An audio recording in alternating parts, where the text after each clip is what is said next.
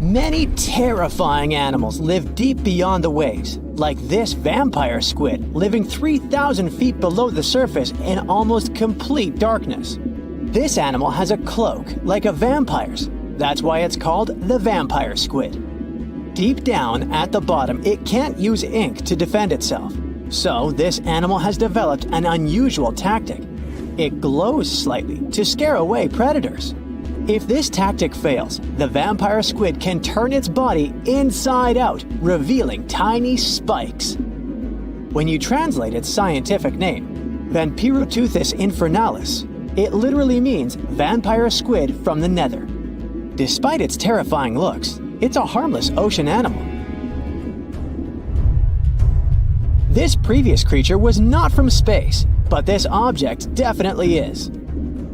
Before Elon Musk found a way to reuse rockets, NASA would simply drop old ones after launching astronauts into space, most of the time in the ocean or deserts. In 2012, Jeff Bezos launched a mission to find the Apollo 11 rocket. They found it by using sonar, but it was in terrible condition. It was sitting on the bottom of the ocean, not far from the predicted site. They were able to rescue the engine and reconstruct 2 of them. The most famous lost city is Atlantis, but sadly, we still haven't discovered it. However, Heraklion was also just a myth until one British pilot saw something that looked like a city while flying over the Mediterranean Sea.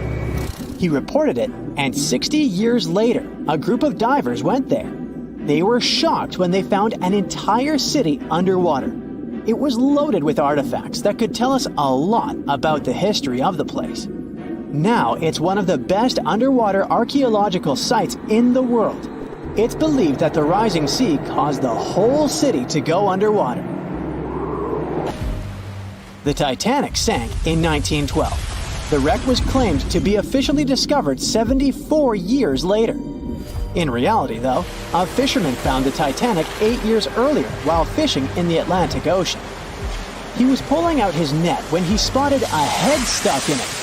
Luckily, it was just a doll's head.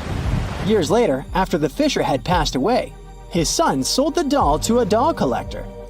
She did a lot of digging and research on every person who had a porcelain toy on the Titanic.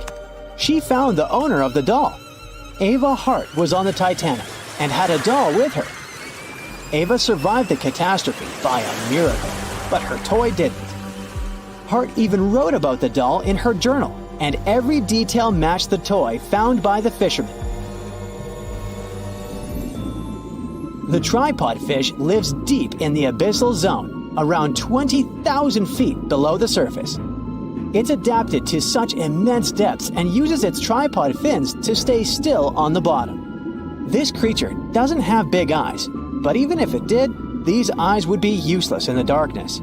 Instead, the tripod fish uses its fins like antennas to detect any movement in the water.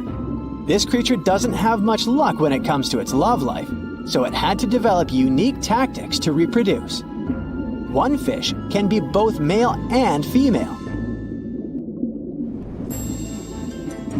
The next bizarre creature is the lizardfish. It has tons of razor-sharp teeth, a huge mouth, and really big eyes, which it uses for hunting. All this makes the animal look freaky. The lizardfish lives at depths of around 11,000 feet in the midnight zone, where there is zero light. This freak of nature basically eats everything it can fit inside its mouth, from small fish to other lizardfish. On the other hand, when they see other reptile fish, they probably fall in love instead, because finding mates at those depths is not an easy task. Like the tripod fish, the lizardfish can be both male and female at the same time. When you think of a river, you usually picture it on land. Still, nature is quite unpredictable, and it created a river flowing under the ocean in California. It's running at a depth of around 2 miles. This river has everything that an ordinary river has: sunken logs, trees, and rocks. And despite its uniqueness, it's not the only one in the world. There are also others in the Amazon and Greenland. A terrifying creature was discovered near Angola's coast by a remote operating vehicle.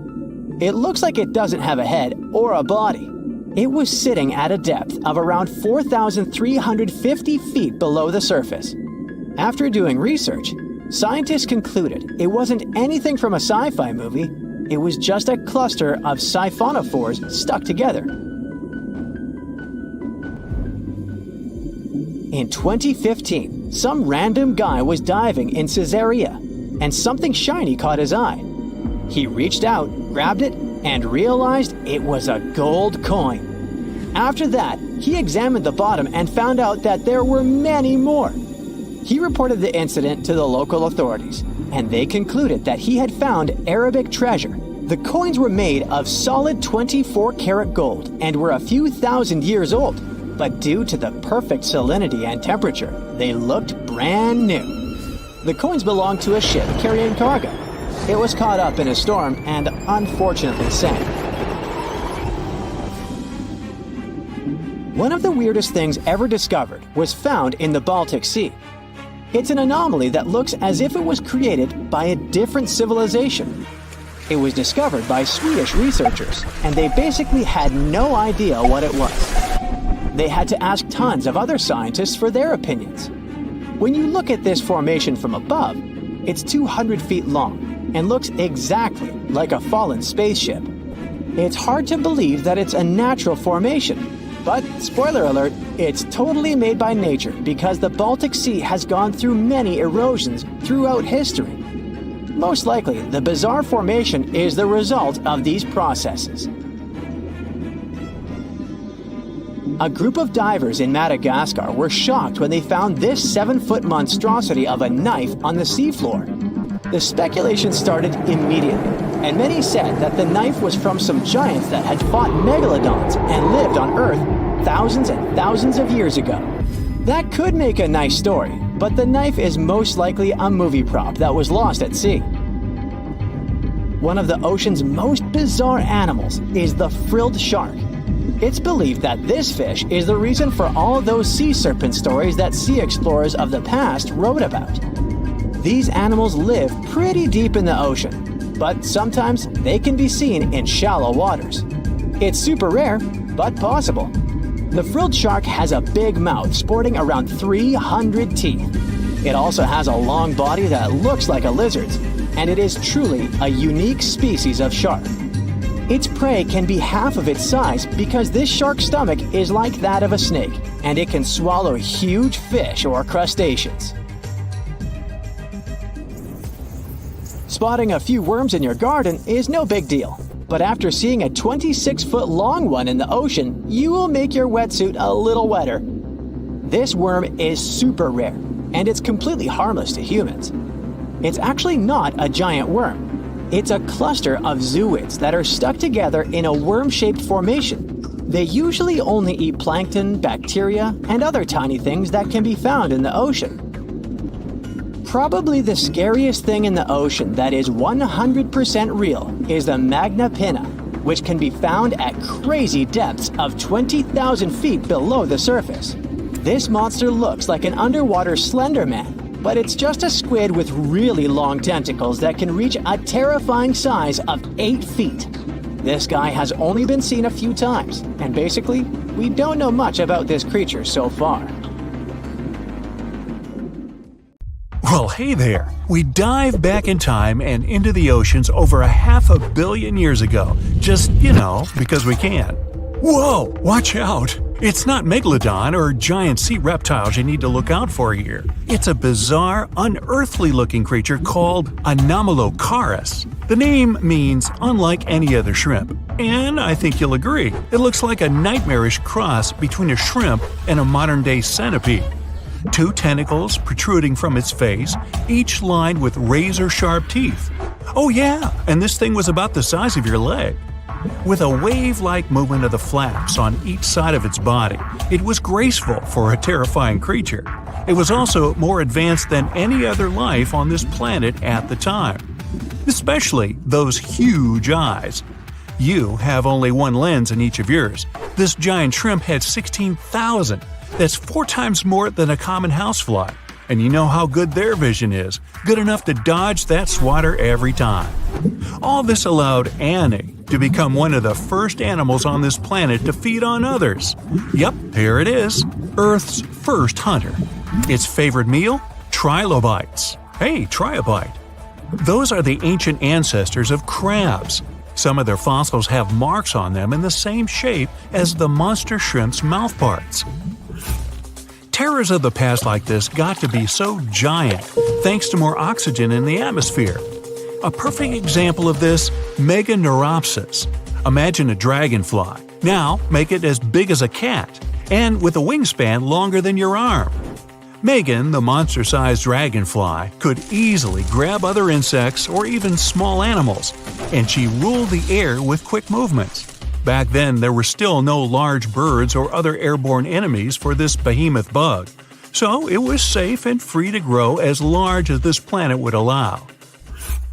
Piranhas of the past were also jumbo-sized. Mega piranha was about 3 times the size of the river terrors we have today. Its bite force was about the same as a tiger's, and those striped kitties bite down 2 times harder than lions.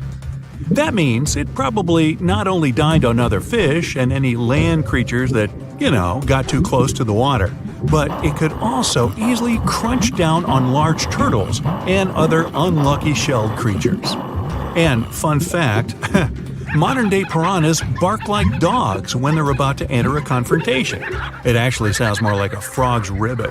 But makes you wonder, what did this mega-sized ancient cousin sound like? A bear roaring? How about giant sea scorpions the size of your bed? Go back about 460 million years, and you'd see them swimming under you. And watch out for that tail. Scientists still don't know if these creatures could use it to inject venom like your standard land scorpion, but something tells me I wouldn't want that thing anywhere near me. Then there's this guy, Therizinosaurus. Terry looks sort of like a goose with long arms. Oh, and did I mention this goose dino is about 2 stories tall and longer than a bus? Yow! Its arms make the T-Rexes look even more bite-sized, each 8 feet long, almost triple the length of T-Rexes. And on the end, razor-sharp claws the size of your whole arm. Now, don't worry about those lengthy claws too much, though. Terry probably used them to cut through giant termite nests. So, this huge reptilian goose was more interested in eating bugs and plants. Another mega monster for you, Megatherium. The giant ground sloth could look a giraffe straight in the eye and weighed as much as a hippo. It moved mainly on its hind legs and used its massive tail as support. He had huge paws with colossal knife-sized claws. The sloth could use them to defend itself from enemies and to bend tree branches in search of food. But the biggest danger to the giant ground sloth wasn't dinosaurs or saber-toothed tigers. It was our own species. Yep, humans showed up just in time to meet this fellow and to, eat him up. Titanoboa was a terrifying 50-foot snake, as long as the great Megalodon itself. It was also more than 2 times heavier than the heavyweight champion among snakes today, the green anaconda. Crocodiles were a regular on this serpent's menu. Titanoboa could swim 3 times faster than the fastest Olympic swimmer our species has ever seen. It was quicker and more dangerous in the water than outside it. And don't forget the boa part of its name. This massive snake wasn't venomous. Instead, it liked to squeeze. Remember that giant shrimp from earlier? Well, Opabenia looks like its teeny-tiny finger-sized cousin. And instead of 2 toothy tentacles, this thing had a vacuum hose coming out of its face. On the end of that trunk, what looks like a single crab claw. Add 5 eyes and a mouth under its head, and you've got a recipe for something not of this planet. Only it is. This creature used its trunk like an elephant does. Its claw grabbed food from the bottom of the ocean and brought it up to its mouth. This thing is so weird-looking that, apparently, when the scientists who discovered it presented his findings to an audience, they all laughed as if he were joking. Now, a real-life monster, the Tully monster. From a distance, it looks a bit like Nessie, that long neck and teeth-lined jaws. But get closer, and you'll see it's more like a long nose with a mouth attached at the end, like a mosquito. Its eyes are further back, sticking out of tubes all snail-like. Tully was an ancient mollusk, about the size of your forearm. It probably dined on jellyfish and shrimp 300 million years ago. Thylacus smilus will put a smile on your face as long as you don't get too close. No, it's not a relative of the saber-toothed tiger. It was a marsupial, making it more related to a kangaroo than anything. And if you compare them to body size, its fangs were actually longer than a saber-toothed tiger's. And they grew continuously. As for that beard on its chin, that's actually all chin. The lower jawbone grew down to a point under the mouth. Those fangs were rooted to the skull, going way back to its eyes. When the mouth was closed, that bony beard protected the long, sharp teeth from breakage. Staganapolis, not to be confused with Minneapolis, might look like a big crocodile with a squished-in snout, but it was mostly harmless.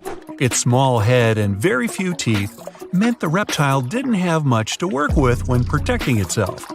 That's what all those armored scales were for, and no need for huge fangs or long rows of razor-sharp teeth when you're a plant eater. That beak-like tip on its nose allowed the stag to dig up plants. So, really, this reptile was more like a 10-foot scaly pig than a croc. Basilosaurus was a type of ancient whale that lived on our planet about 45 million years ago.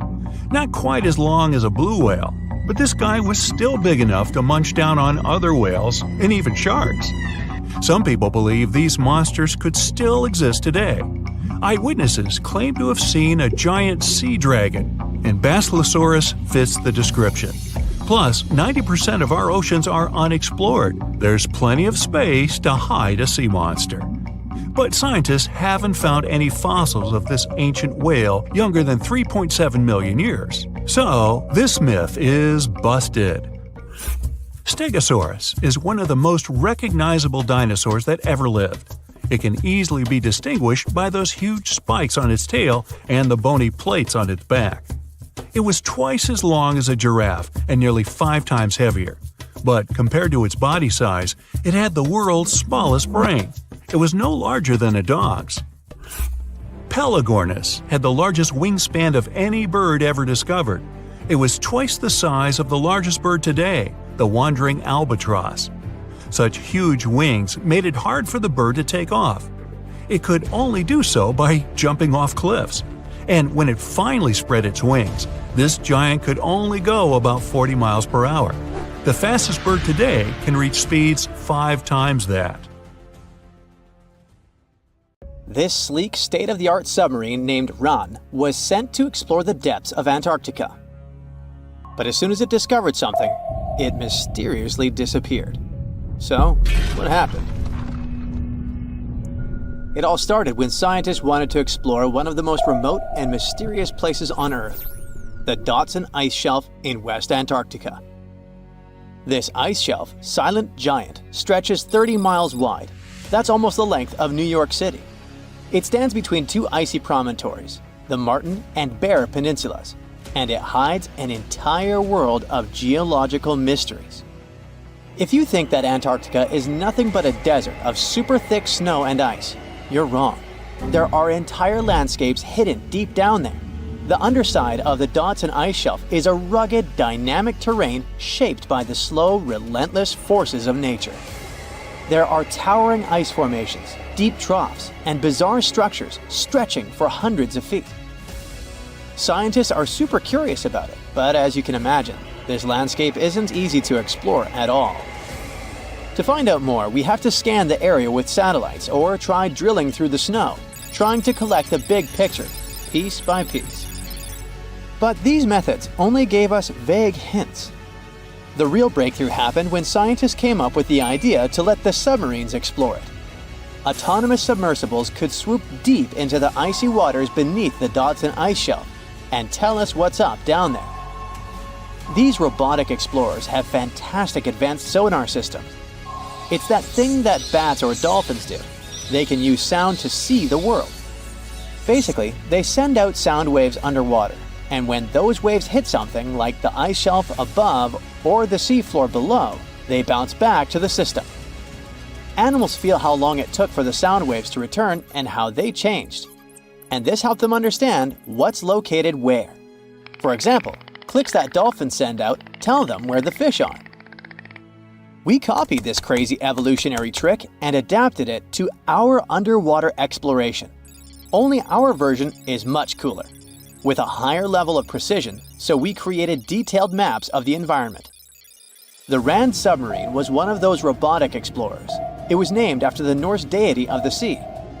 Ran had been meticulously programmed to navigate a treacherous landscape of Antarctica. But even with all this training, its journey led to an unexpected and eerie end. In 2019, Ran was sent to explore the depths beneath the Dodson ice shelf. It was a hero, the first one to go on a mission like this. The team said it was like seeing the other side of the moon. For 27 straight days, it worked tirelessly. It traveled over 620 miles beneath the thick ice. That's like a journey from Paris to Berlin. Ran went further and deeper than anyone could have imagined. At one point, it reached over 10 miles into the glacier's belly, and what it discovered down there was astonishing. Scientists thought there would be some smooth, uniform ice surfaces, but Ran revealed an underside marked by huge cracks, ridges. There were formations that looked like sand dunes, frozen in time. And finally, it found some mysterious swirling and teardrop-shaped patterns. They all looked more like art than geology. This actually tells the story of ice shelves and the ocean around it. Warm water sneaks in under the ice and melts it from below. Sometimes it smooths the ice out, but other times it carves out these weird, uneven shapes that look like patterns and drawings. And some of these shapes are huge, over 1,300 feet long. That's about 3.5 football fields. The reason why they look like swirling doodles is because the Earth spins. It makes the water turn in special ways, bending the shapes and drawing these spirals. It's called the Coriolis effect. Imagine you were on a merry-go-round and tried to throw something like a ball. It would go in a curve, not a straight line. Same thing happens with the water on Earth. Later, scientists found similar patterns in other Antarctic ice shelves, though they weren't as epic as the ones under Dodson. But Ran also discovered something horrifying. Turns out that these warm waters, aside from being great artists, are also a huge danger. The Dodson ice shelf isn't just hanging out serenely on the sea. It's part of a very delicate system and acts as a protective barrier that holds back huge glaciers in West Antarctica. The ice shelf is floating on the ocean, but it's still connected to the land. As warm water sneaks underneath it and the ice melts, the Dodson can't hold on to the land as tightly anymore. The protective barrier starts to weaken, and this lets the glaciers behind it move faster into the ocean. When those glaciers flow into the sea, they add more water, which could cause sea levels to rise, eventually changing our coastlines. Rand stumbled upon huge pockets where the ice was melting at alarming rates, all due to powerful underwater currents. It was like seeing a ticking clock on the glacier. The stakes were high, but luckily the submarine was ready. This time, it managed to return. And then, it worked for 5 more years, helping scientists with tons of useful data. The missions were daunting. There could be periods where Rand slipped into the pitch-black cavity beneath the glaciers, spending 24 hours without communication. But it was mapping every peak and every valley. It gained experience from over 40 missions below ice. Then, in early 2024, Rand went on a mission to the Thwaites Glacier. The mission was bold from the start. This place is also ominously referred to as the Doomsday Glacier. It's called that because it's slowly melting and has the potential to raise sea levels worldwide if it collapses, causing catastrophes everywhere. That's why Rand was dispatched to explore its underbelly, a place that had never been mapped so intricately before. The idea was to uncover the glacier's secrets, study how rapidly it was melting and why. This was Rand's second time exploring Thwaites. During the previous visit, it became the first sub to ever map the glacier's underside. RAN was exploring the depths from 650 feet to 1,650 feet. It sent a lot of data about how the Doomsday Glacier was slowly melting due to warm ocean currents. But while venturing into these icy depths, something went wrong. Out of nowhere, RAN vanished, without warning, without a trace. One moment it was sending back crucial data, and the next it had slipped into the abyss. No distress signals, no final transmission, and it didn't return to the point it was supposed to.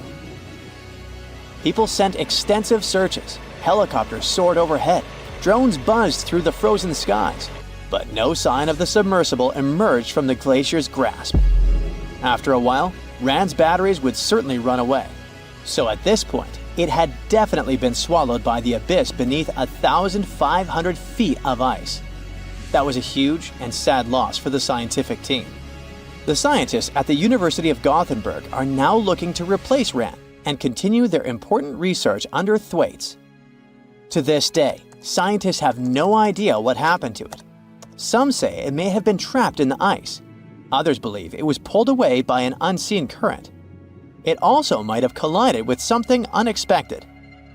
Whatever the truth is, its disappearance has left scientists stunned, and it looks like the ice shelf will hold on to its secrets a little longer. At least we gained a treasure trove of knowledge from RAN's journey. Scientists keep exploring Antarctica, looking for history that hides under the snow. For example, they discovered that around 90 million years ago, a lush temperate rainforest thrived near the South Pole. They revealed an ancient world far warmer than they ever imagined. Deep in Antarctica, they unearthed fossilized roots, pollen, and spores preserved in the soil. All this shows that there was a swampy rainforest that flourished despite months of polar darkness. All these discoveries changed our understanding of Earth's climate, both in the past and the future. It was the largest fish our Earth had ever seen, and its bite was strong enough to crush a car. The largest of its teeth found was the length of a remote control. It consumed about 2,500 pounds of food a day. That's like 3,300 cans of tuna for you. The earliest Megalodon fossils are from about 20 million years ago, but you won't see its skeleton, and that's because the mighty Meg had no bones. A skeleton made from bones gives most animals their body shape and strength. Sharks, though, come from the same subclass as rays, skates, and sawfish and have cartilage instead of bones. Cartilage is a tissue that is softer and more flexible than bones, but it's still tough enough to shape the body and protect the internal organs. Some areas are more flexible, since cartilage is weaker, and some, like the shark's head, are much tougher thanks to calcified cartilage. Their snouts, though, are made of really soft and flexible cartilage to work like a bumper in case of a collision with some dangers. Who knows if they'd be able to do all this with a heavy skeleton? Plus, cartilage makes their jaws more flexible, and they can open their mouths much wider than they would with a jaw made of bone. Our hero, Meg, was no exception, and it had the strongest bite of all living creatures, which was also made possible by a skeleton made of cartilage. Sharks take full advantage of their cartilage. It helps them swim and turn fast while hunting. One drawback of this type of skeleton is that it was really tricky for scientists to establish the shape and size of Meg. Normally, they would do it using fossilized bone skeletons or their parts. With Meg, they had to guess based on the teeth they found and comparisons with living relatives. A more recent 3D computer model was based partially on scans of a preserved spine discovered in the 1860s. The model showed that Meg was bigger, faster, and even hungrier than scientists had previously thought. Looks like an average Megalodon was 52 feet long. That's slightly bigger than the height of the Hollywood sign and weighed 10 times as heavy as an elephant. There were also much bigger creatures. Scientists still aren't sure how the Megalodon got this size. The fact that there were bigger and smaller Megs probably has to do with a little something called Bergman's rule. It says that the temperature of the surrounding environment affects the animal's body size because they either need to conserve or shed heat. The megalodons that reached cooler waters probably needed more body weight to make sure they survived in low temperatures. Those living in warmer waters had to be smaller to avoid burning up. If the researchers were correct in their calculations, it also means that Meg reached a cruising speed of over 3 miles per hour, which is much faster than other sharks. The still-living great white shark can cover a distance of nearly 7,000 miles without stopping, which is 9/10 as long as the diameter of Earth. It looks like the megalodon could have gone much further. Megalodons managed to survive on our planet for nearly 70 times longer than humans have. They were roaming the oceans for around 20 million years, and you could see them pretty much anywhere except near the poles. Scientists discovered the most northern fossils off the coast of Denmark and the most southern in New Zealand. The reason why there were no megalodon teeth found in Antarctica is most likely that these adapted to only warm tropical and subtropical waters. The younger ones like to keep to the shores, while full-grown adults preferred coastal areas, but they could easily move into the open ocean as well. When our planet went through a period of global cooling and drying, and the seas began to freeze around 3.6 million years ago, there was less and less room for Meg to thrive.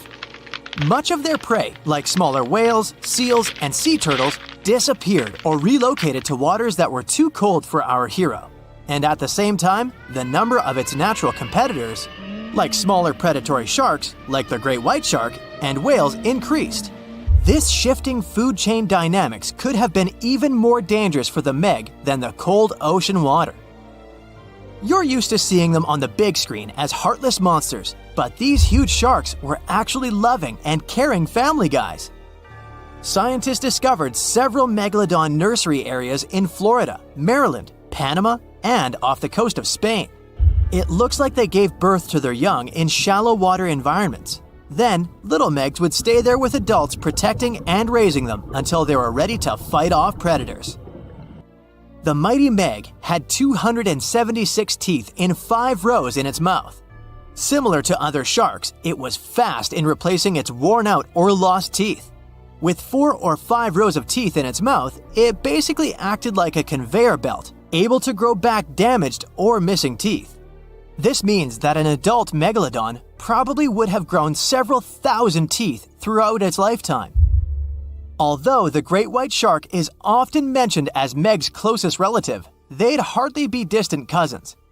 The ancestors of today's great white existed at the same time as the Meg, but they weren't best friends and even rivaled each other. The great white shark wouldn't win in a head-to-head fight with a Meg, but it was a better hunter using its smaller size and agility to snap up the giant's prey quickly. This only left the bigger fish and whales for the Meg, but its food supplies began to run out as the whales swam to the cooler new seas. Rather than a great white, the megalodon is more like a modern bull shark. It had a short snout, a flat lower jaw, and huge pectoral fins to support its massive weight and size. We also speak of Meg as an extinct giant, but can we be 100% sure it isn't hiding somewhere as we speak? After all, we've only explored 5% of our oceans altogether.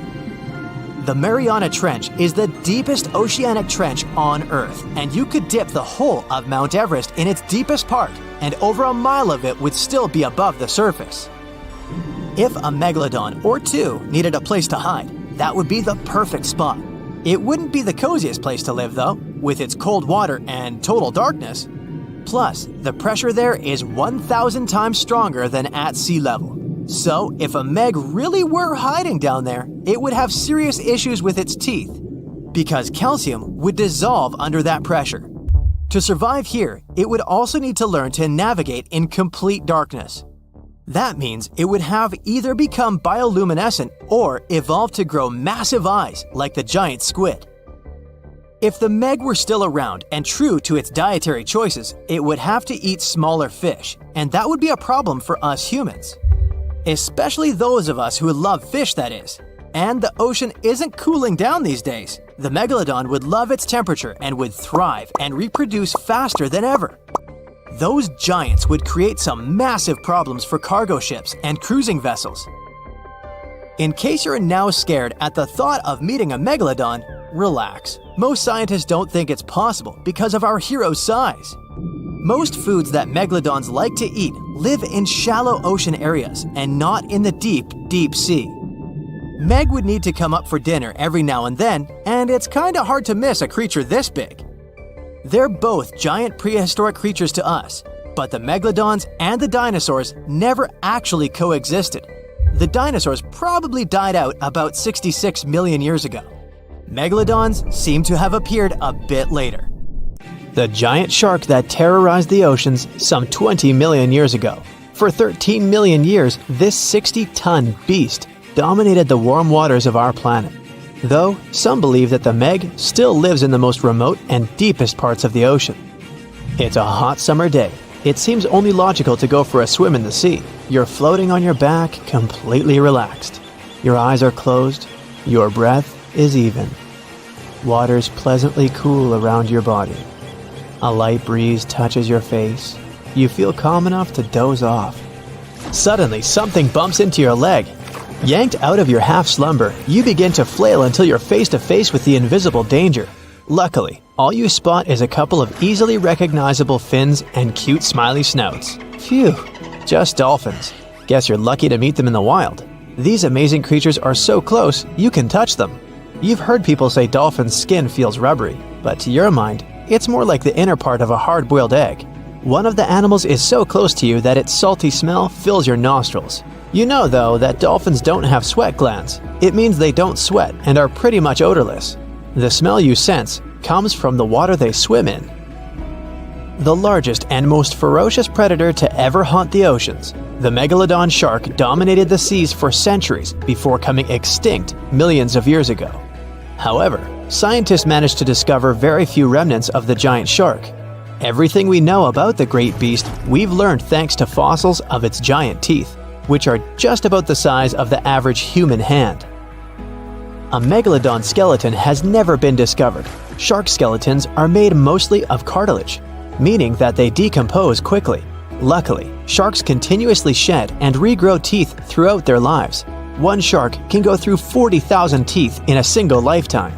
Scientists have managed to study different types of shark species based on their teeth alone.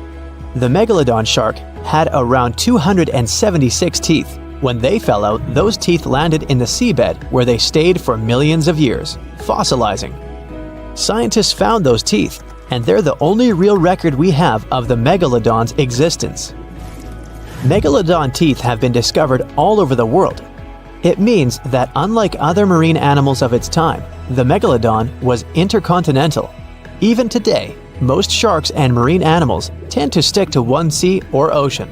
The Megalodon shark swam freely around the world, moving between tropical and subtropical waters. Megalodon teeth have been found in every continent apart from the freezing cold waters of Antarctica. When a Megalodon makes a starring appearance in a movie or TV show, it's portrayed to look like a giant version of a great white shark. Scientists previously believed that the Megalodon and the great white shark both descended from one common ancestor. Still, it's not true. In fact, it's more likely that the Megalodon was the arch-enemy of the great white shark's ancestor, the broad-toothed mako shark. That means Megalodon wouldn't have looked so similar to the great white after all. In reality, the Megalodon would have a shorter nose than the great white, along with longer pectoral fins to give the giant shark a stockier and more threatening build. They both had an excellent sense of smell though, so even in prehistoric times, it wasn't a good idea to go swimming with a chunk of raw meat in hand. And it certainly isn't safe now. Whether the Meg's hiding somewhere in the depths, which some still believe is true, or it's gone forever, younger cousins will still be there waiting. Also, both of them like to go after big marine mammals, so they would certainly have things to do together. That is, until the Meg got moody and accidentally ate its friend. You never know. These guys had a different hunting style. Great whites prefer to dive straight towards their prey and find its softest spot, like exposed legs or underbelly. Sometimes, an entire tooth would be found embedded in a bone of some bigger animal, such as a whale. Without the main parts they use for swimming, poor sea animals were then helpless and unable to escape. Yet whales were just a smaller part of Megalodon's diet. Seals, sea cows, squids, dolphins, other sharks. The good old Meg probably wouldn't say no to some random school of smaller fish swimming into its mouth either. Nothing better than a good snack after a big tasty dinner. Even those giant turtles weren't safe with their thick shells. The Meg probably took them as a dare challenge on a daily basis. Scientists have used computer simulations to try and work out the hunting style of the ancient shark. Using this technology, scientists have discovered that the Megalodon's attack style was very different from that of modern-day sharks. Modern sharks dive straight for their prey's most vulnerable spot, for example, the soft underbelly of a seal. The Megalodon's teeth were uniquely suited to biting through tougher areas of cartilage. So, evidence suggests that a Megalodon would first chew the tougher fins of their prey, rendering them unable to swim away before launching into their final attack. Some people believe that the Megalodon is still alive today, lurking at the depths of the ocean's waters. But it's unlikely to be true.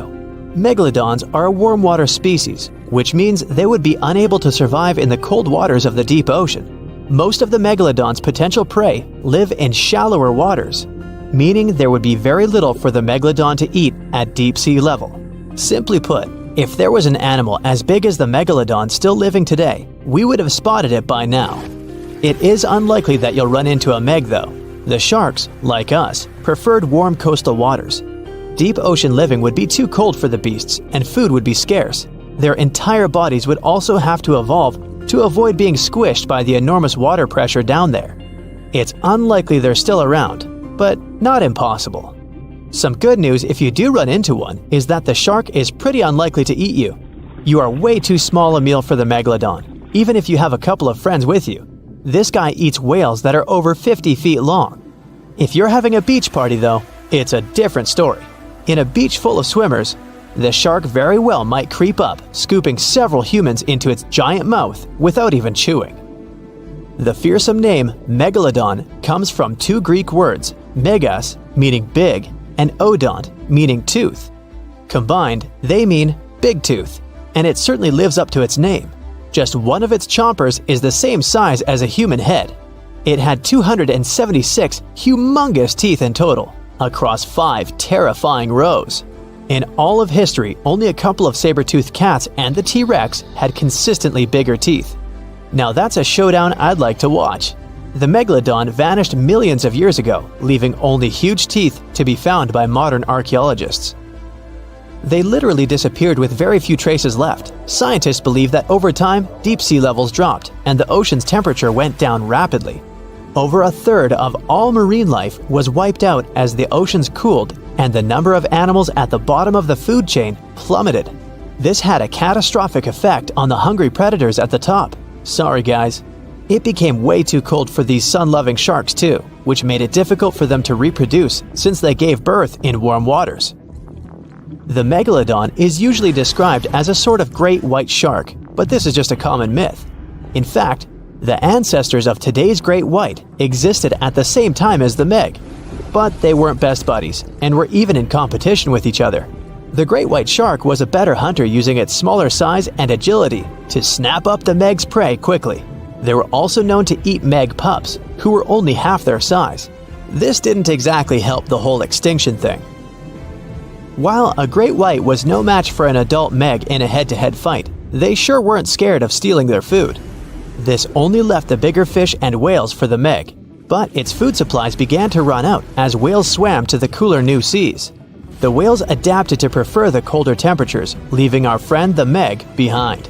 The Megalodons either starved or were frozen into extinction by the Ice Age.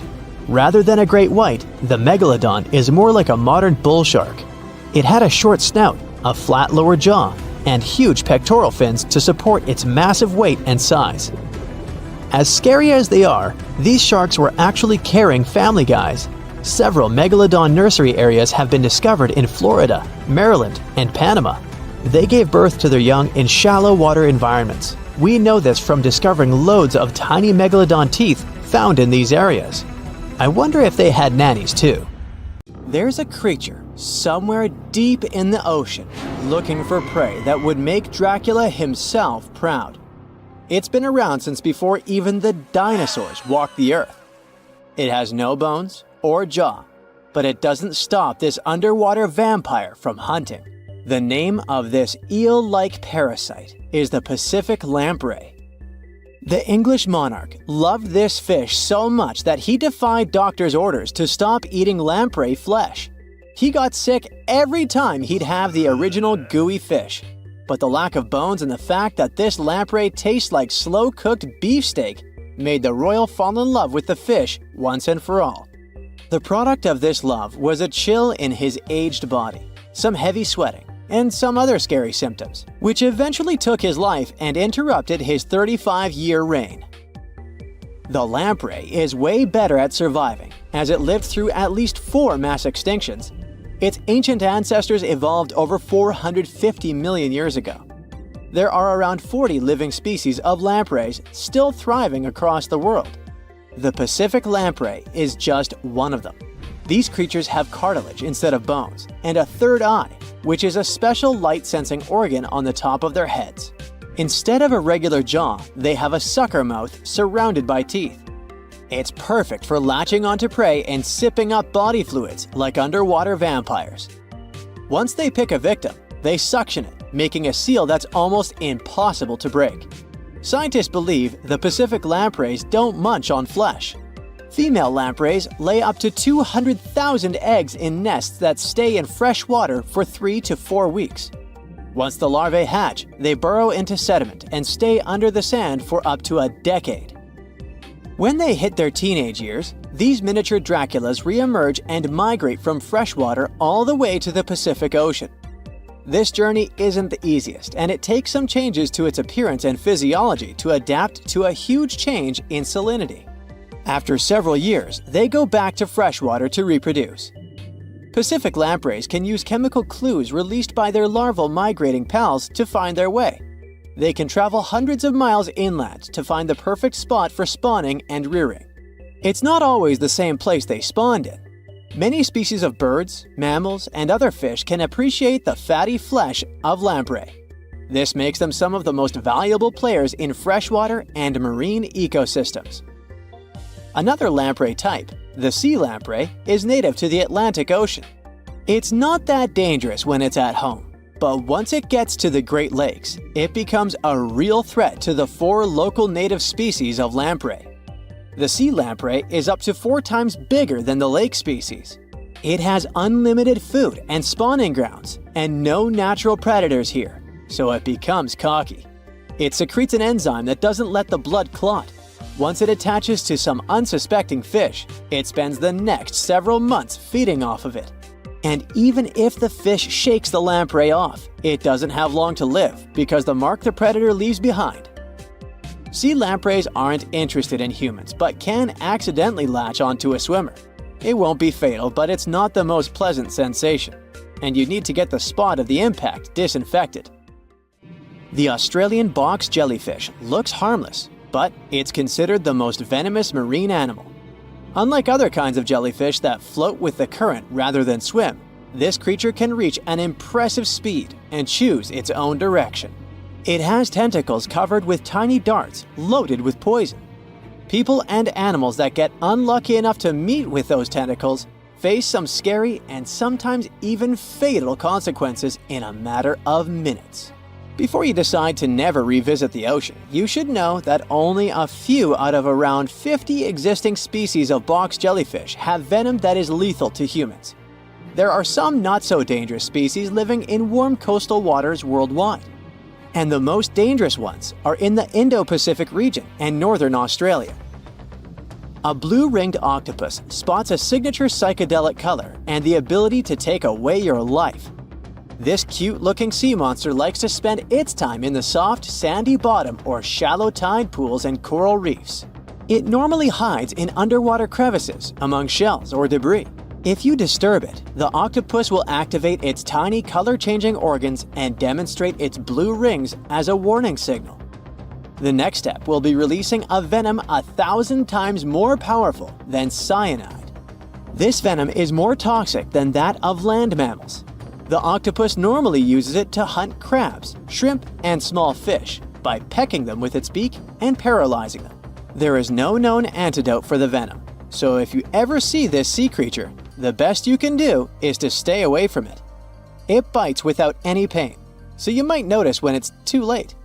The good news is that it's not aggressive and won't go after you unless it's cornered. The reef stonefish are masters of disguise in the underwater world that camouflage themselves on rocks, coral reefs, or just blend into the seabed. They thrive throughout tropical marine waters of the Indo-Pacific. Their invisibility superpower makes them especially dangerous to their prospective victims they ambush and swallow whole. If someone happens to disturb them, their 13 defensive dorsal spines stand on end and deliver a powerful venom punch. They say stonefish stings are extra painful and lead to scary consequences within minutes. They're called the most venomous fish in the world. If you don't do anything about it, the impact can be lethal. If you ever go diving in the Pacific Ocean, be careful not to pick up a cone snail from the seafloor. It has a beautiful shell made of brown, black, or white patterns. Like most other snails, it's slow, but it has a complicated system of seeking out prey. It likes to snack on fish, marine worms, or even other snails. Once a cone snail senses food is near, it activates a sharp proboscis, or a needle-like protrusion from its mouth. The attack is swift and super potent. The victim doesn't even have time to realize what happened to them. Once it's completely incapable of moving, the cone snail swallows it whole. Humans aren't on its menu, but it can still release the venom if someone steps on it or disturbs it. The proboscis can even penetrate gloves. Luckily, only several out of over 700 species of cone snails can take a human's life. But since there's no antivenom, you better not risk it. All 52 known species of sea snakes living mostly in the warm tropical waters of the Indian and Pacific Oceans are venomous. The beaked sea snake even has the title of one of the world's most venomous serpents, but it's one of the few kinds that can pose a real threat to humans. Sea snakes prefer a peaceful coexistence and would rather slither away than engage in any confrontations. If you ever see them in the water, staying calm and moving slowly will save your life. Sea snake bites, although almost painless at the moment, can have varying degrees of impact. Some may only cause mild symptoms, while others can lead to severe outcomes. Most bite reports come from accidental encounters, like someone freeing them from nets or unsuspecting beachgoers stepping on them. Blue dragons rarely grow larger than the size of a grape. They like to swim belly up, so their brightest blues blend in with the ocean waters. And the silver front faces down and camouflages with the darker seabed. Blue dragons feed on another dangerous sea creature and store up their stinging cells. Their venom lives on even after the fish itself is no longer alive. That's why you should be extra careful and never pick up or step on them on the beach. Think you know what lurks in the depths of the ocean? While nearly 95% of our oceans haven't been explored yet, it's hard not to let your imagination run wild. But thanks to brave explorers, deep-sea cameras, and awesome archaeologists, we do know about some pretty incredible sea creatures living in our waters today, and millions of years ago. From the 9-foot spider crab to the 60-foot prehistoric Megalodon, these sea dwellers come in all shapes and sizes. But let's focus on sea creatures famous for their huge size. Can you guess which living species of whale is the largest? Well, it's not the orca, but that's a good guess. The orca is a toothed whale that can grow to anywhere from 23 feet to 32 feet, which is slightly smaller than a school bus. How about the narwhal? Nope, they're not the biggest either. These unicorns of the sea live mainly in Arctic waters and only grow 13 feet to 20 feet in length, and that's including their 9-foot tusk. Tired of guessing? Okay, I give in. The largest whale that still exists today is the blue whale. At a jaw-dropping 82 feet to 105 feet, the blue whale is not only the biggest whale we know of, but is currently the largest animal to have ever lived on Earth. Seriously. These animals are bigger than a T-Rex. and even the prehistoric Megalodon. If you were to put a blue whale next to a school bus, it would look like it could swallow it. Think about that. According to National Geographic, a blue whale's tongue can weigh the same as an elephant. And their hearts can weigh as much as a car. That doesn't even sound possible. It's no wonder these giants need to eat about 4 tons of krill every day. While there aren't too many animals living today that can compete with the blue whale's epic proportions, there is an entirely different species that is a good contender, and it's not quite what you would expect. It's a jellyfish. No, I'm not talking about the little jellyfish that wash up on the shore and ruin a perfectly good day at the beach. I'm referring to the lion's mane jellyfish, the biggest jellyfish around. This invertebrate can grow up to 120 feet long. They also come in different gorgeous colors like red, purple, or even shades of orange. As if their length wasn't impressive, the lion's mane jellyfish boast a whopping 8 sets of 70 to 150 tentacles. That means they can have up to 1,200 in total. And here's the giant oceanic manta ray, the largest type of ray in the world. Their wingspan can be longer than a bus. These guys can reach 30 feet in length. They also have the biggest brain compared to body size among all fish. Unlike their stingray cousins, mantas don't have venomous tails. And while the lion's mane jellyfish and the blue whale are yet to be beaten for the longest sea creature, there is one marine creature that can grow even larger in length. The Portuguese Physalia physalis, tentacles and all, can reach a length of 165 feet long, and that's according to mentalfloss.com. While this thing may look a lot like a jellyfish, it's actually known as a siphonophore, and there are hundreds and sometimes thousands of them that are genetically identical. Their long tentacles help the organism catch prey, and its sting is fatal to most animals, even humans in some cases. What's even creepier is that if one of the tentacles comes off the organism for whatever reason, it can float around the water for days before decomposing. Even if it's detached, this tentacle can still sting you. But don't go running out of the ocean just yet. Your chances of being hurt by a Portuguese Physalia physalis sting are pretty slim. However, if you do get stung, the side effects aren't pretty, with welts, stomach cramps, an elevated heart rate, and an upset stomach. While you don't want to go anywhere near these long creatures, they sure are pretty to look at. Check out all those colors. The Shastasaurus is the biggest marine reptile that has ever existed. These predators lived during the late Triassic period, about 210 million years ago. These amazing giants could reach lengths of up to 69 feet and weighed more than 75 tons. This made the Shastasaurus as heavy as a blue whale. And if you could stand this creature up vertically, it'd be as tall as a 7-story building. Despite appearances, the Shastasaurus was actually pretty slim for its size. Its ribcage was only 6 feet across. You'd think that this big guy was chowing down on other dinosaurs, but that's not the case at all. This reptile survived on a diet that consisted of small fish and cephalopods, like octopuses and squids. The Albertonectes is a bright representative of the plesiosaur family, meaning that this marine reptile had a small head on an incredibly long neck and large flipper-like limbs that helped it move through the water.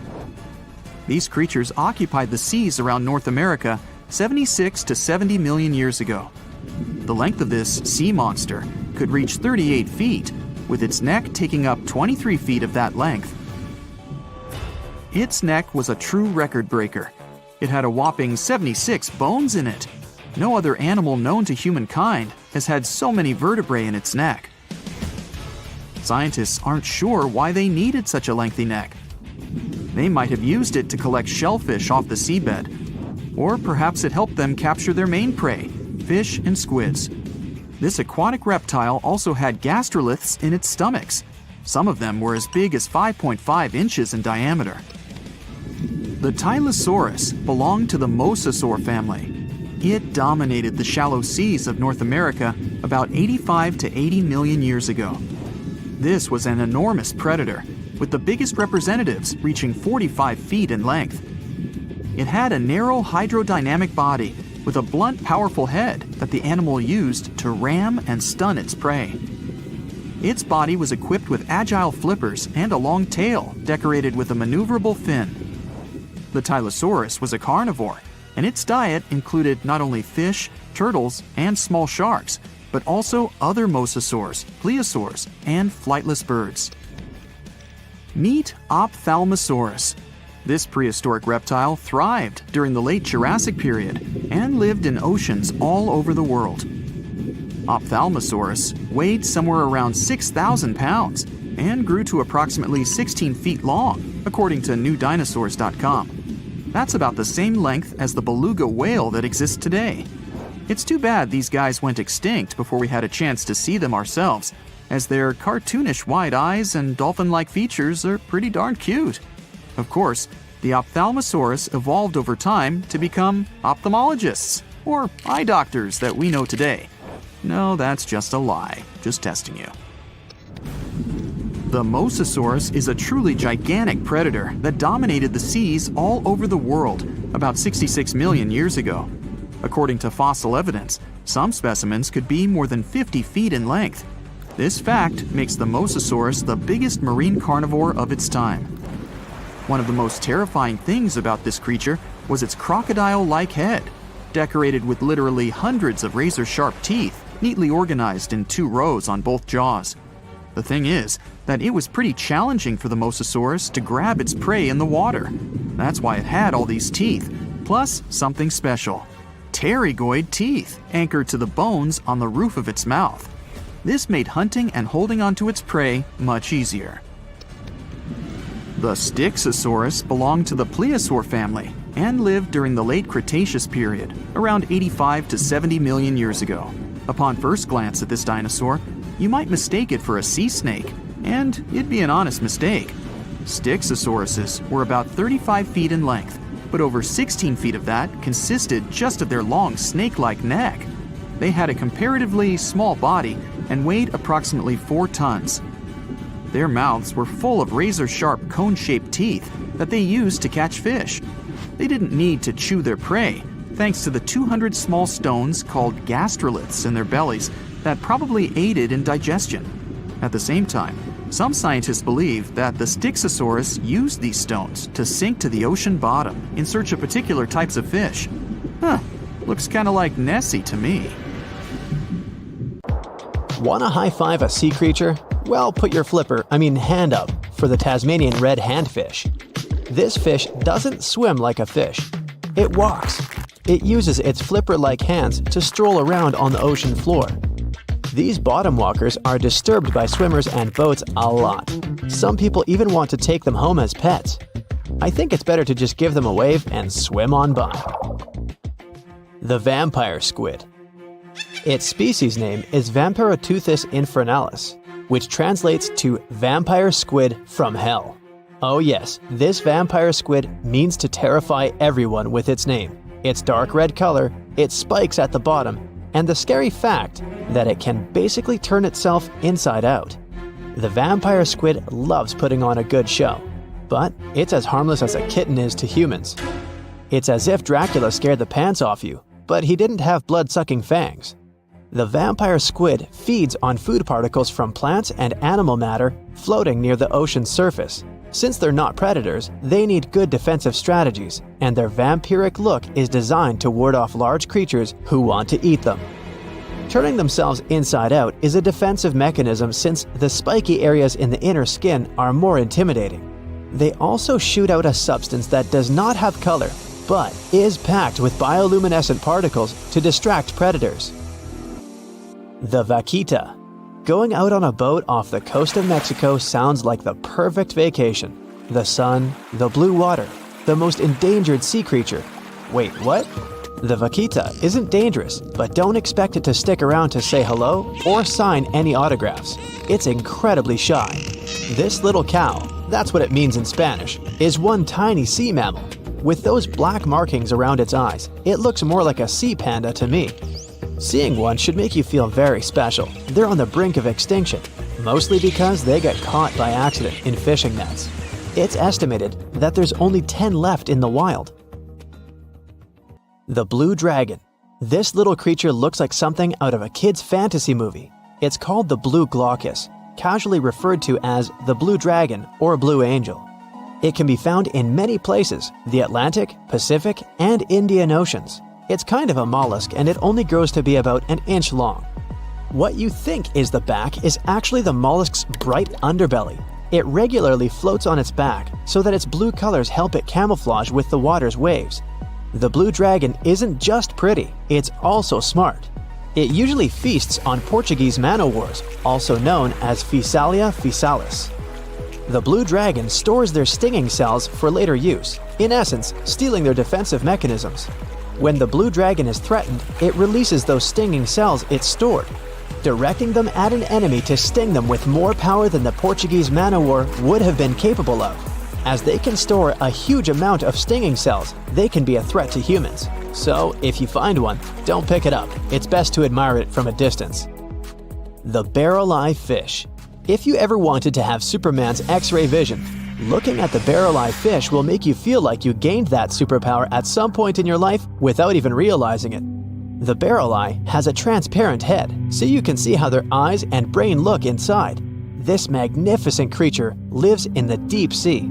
This is the lowest level of the ocean, where strange creatures roam in near-freezing temperatures and constant darkness. They're exposed to water's pressure that's almost 1,000 times that of the surface. If the idea of the deep sea sends a shiver down your spine, stay tuned to learn about another of its creatures later on. The barrel-eye fish can be found in the Atlantic, Pacific, and Indian Oceans. You might be wondering, why oh why would a fish have a see-through head? And that would be a fair question. Since the species was discovered in 1939, it was believed that the fish's eyes were set to see straight ahead and couldn't move. So it was assumed that they had tunnel vision. Scientists Bruce Robinson and Kim Reisenbichler from the Monterey Bay Aquarium Research Institute recently discovered that the fish can move its eyes vertically to see through the top of its translucent head, thus noticing if there are predators or prey nearby. The transparent head also allows more light to enter so they can detect prey better.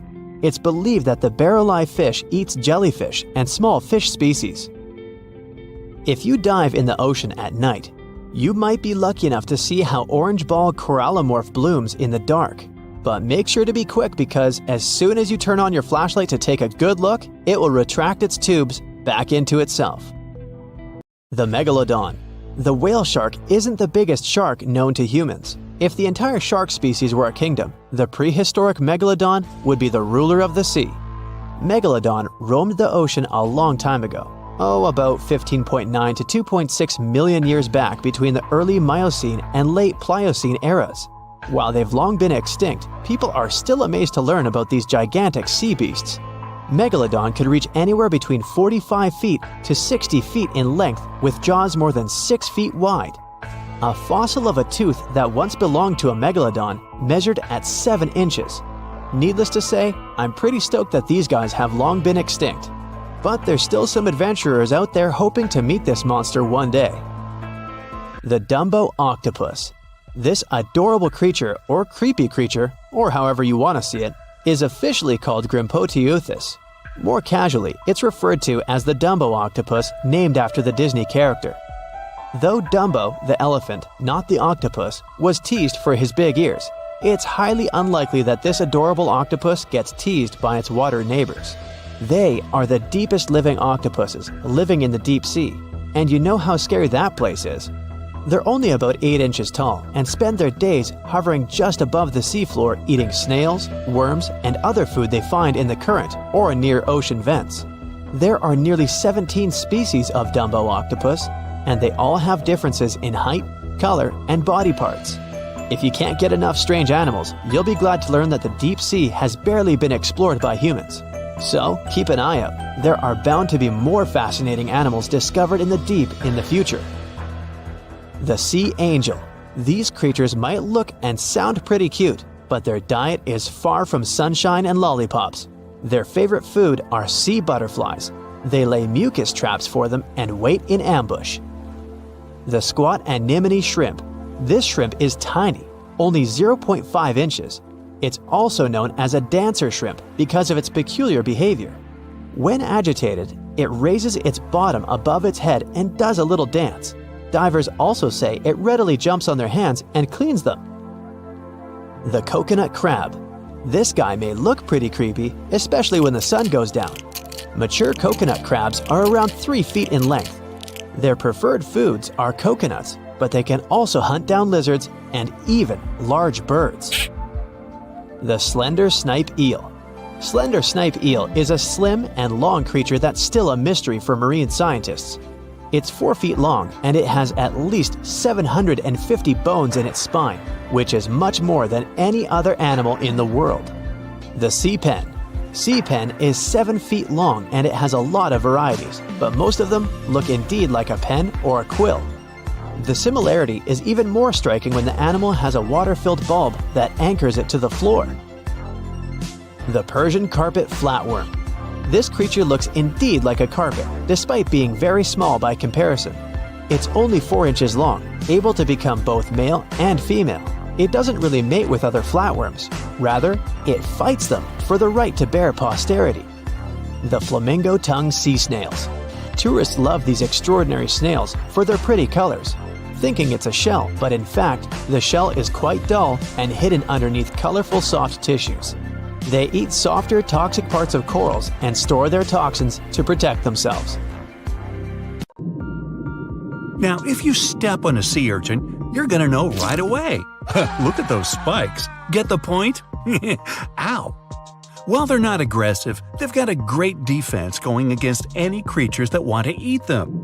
Venomous spikes and a poisonous bite. Pick your poison, literally.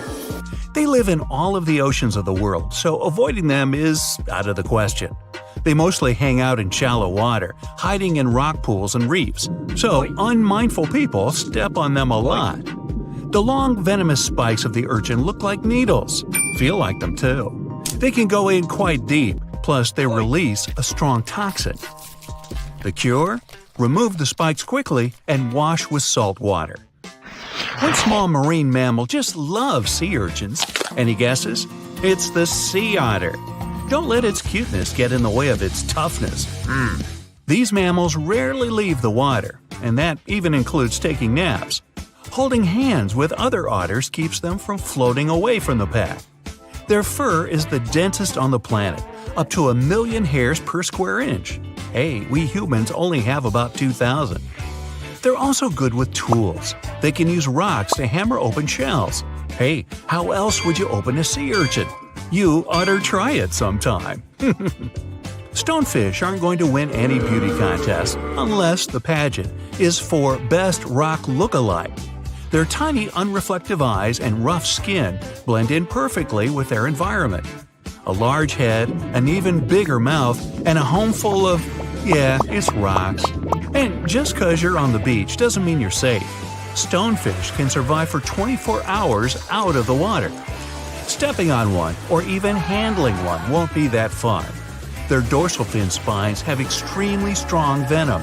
It shoots out when they get stepped on, and it can lead to paralysis or even heart failure. You'll need help fast. No wonder they're one of the most dangerous creatures in the water or anywhere. Be careful when scrambling around rocky areas. They love to play hide and seek. Box jellyfish tentacles grow up to 10 feet long, and each tentacle has 5,000 stinging cells. Not bad for a creature that's mostly just water. Their venom is strong enough to paralyze anything they want to eat. Now, if you happen to get stung, it's going to hurt. A lot! Its toxins contain proteins that affect the heart, skin cells, and even our nervous system. No wonder it's considered one of the most dangerous creatures on the planet. I wouldn't recommend using sunscreen, soda, coffee, or other older methods. They don't work. Your best bet is some good old-fashioned seawater. Looks like jellyfish are the rulers of the ocean, not sharks. Hey, look around your local rock pool. You might see this sweet little octopus. It's tiny and has blue rings. Cute. But don't fall for it now. This octopus wouldn't make a good pet. When provoked, the octopus will start flashing neon blue to warn everyone to stay away. and I highly recommend you do just that. Their venom is 1,000 times more dangerous than cyanide. There's also no known antidote for it. The best thing to do? Take a quick picture and walk away. Better yet, just walk away. Now, not even the octopuses are normal down under. I'll stick with my shrimp on the Barbie, mate. Do you see that large log near the ocean floor? Maybe it's part of an old ship, a treasure, gold, diamonds. Hey, I'm rich! As you get closer, you notice something. It's swimming. It's not a shark or a dolphin. It's a saltwater crocodile. Now, don't panic. If you bump into one of these reptiles in the sea, it's unlikely it'll think of you as food. Crocodiles have a special valve in their throat that stops them from drowning underwater, but that doesn't mean they can't bite. Usually they're heading to a nearby island, and the quickest way there is to body surf. They can't really take the ferry. Watching one from a distance should be okay, just don't swim to shore right away. They love to ambush their lunch in the shallow water. If there's one time I'd like to see a great white shark, it's when I'm diving with crocodiles. They'll gladly take a crocodile-sized nibble, given the right motivation. Going out on a boat off the coast of Mexico sounds like the perfect vacation. The sun, the blue water, the most endangered sea creature? Wait, what? The vaquita isn't dangerous, but don't expect it to stick around to say hello or sign any autographs. It's incredibly shy. This little cow, that's what the Spanish means, is one tiny sea mammal. With those black markings around its eyes, it looks more like a sea panda to me. Seeing one should make you feel very special. They're on the brink of extinction, mostly because they get caught up by accident in fishing nets. It's estimated that there are only 10 left in the wild. The Galapagos Islands are legendary. Giant tortoises, blue-footed bobbies, Sally Lightfoot crabs, and red-lipped batfish. But if you've ever swum around there, you might have seen something really unexpected in the water. Iguanas, everywhere! These large marine reptiles eat the algae that grow on underwater rocks. They're strictly vegetarians. Yeah, I'll bet the fish are happy about that. A long, flat tail designed for swimming helps them move around, and sharp claws keep them on the rocks for their daily sunbathing sessions. But watch them closely. They sneeze a lot. They haven't got a cold or anything. They're sneezing out salt. A special gland keeps the salt out of their nose, and they've got to get rid of it somehow. Ooh, sounds painful. What's cool is that they don't mind us in the water with them. Because the islands have been so isolated, the creatures here aren't afraid of humans.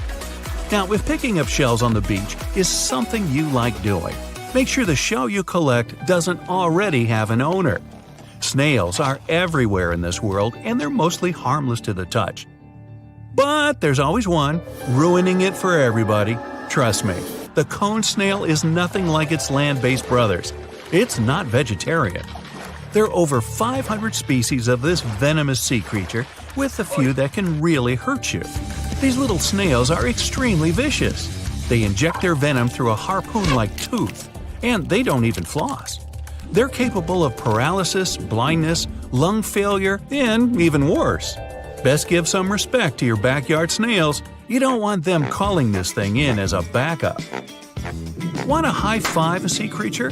Well, put your hand, up for the Tasmanian red handfish. This fish doesn't swim like a fish, it walks. It uses its flipper-like hands to stroll around on the ocean floor. These bottom walkers are disturbed by swimmers and boats a lot. Some people even want to take them home as pets. I think it's better to just give them a wave and swim on by.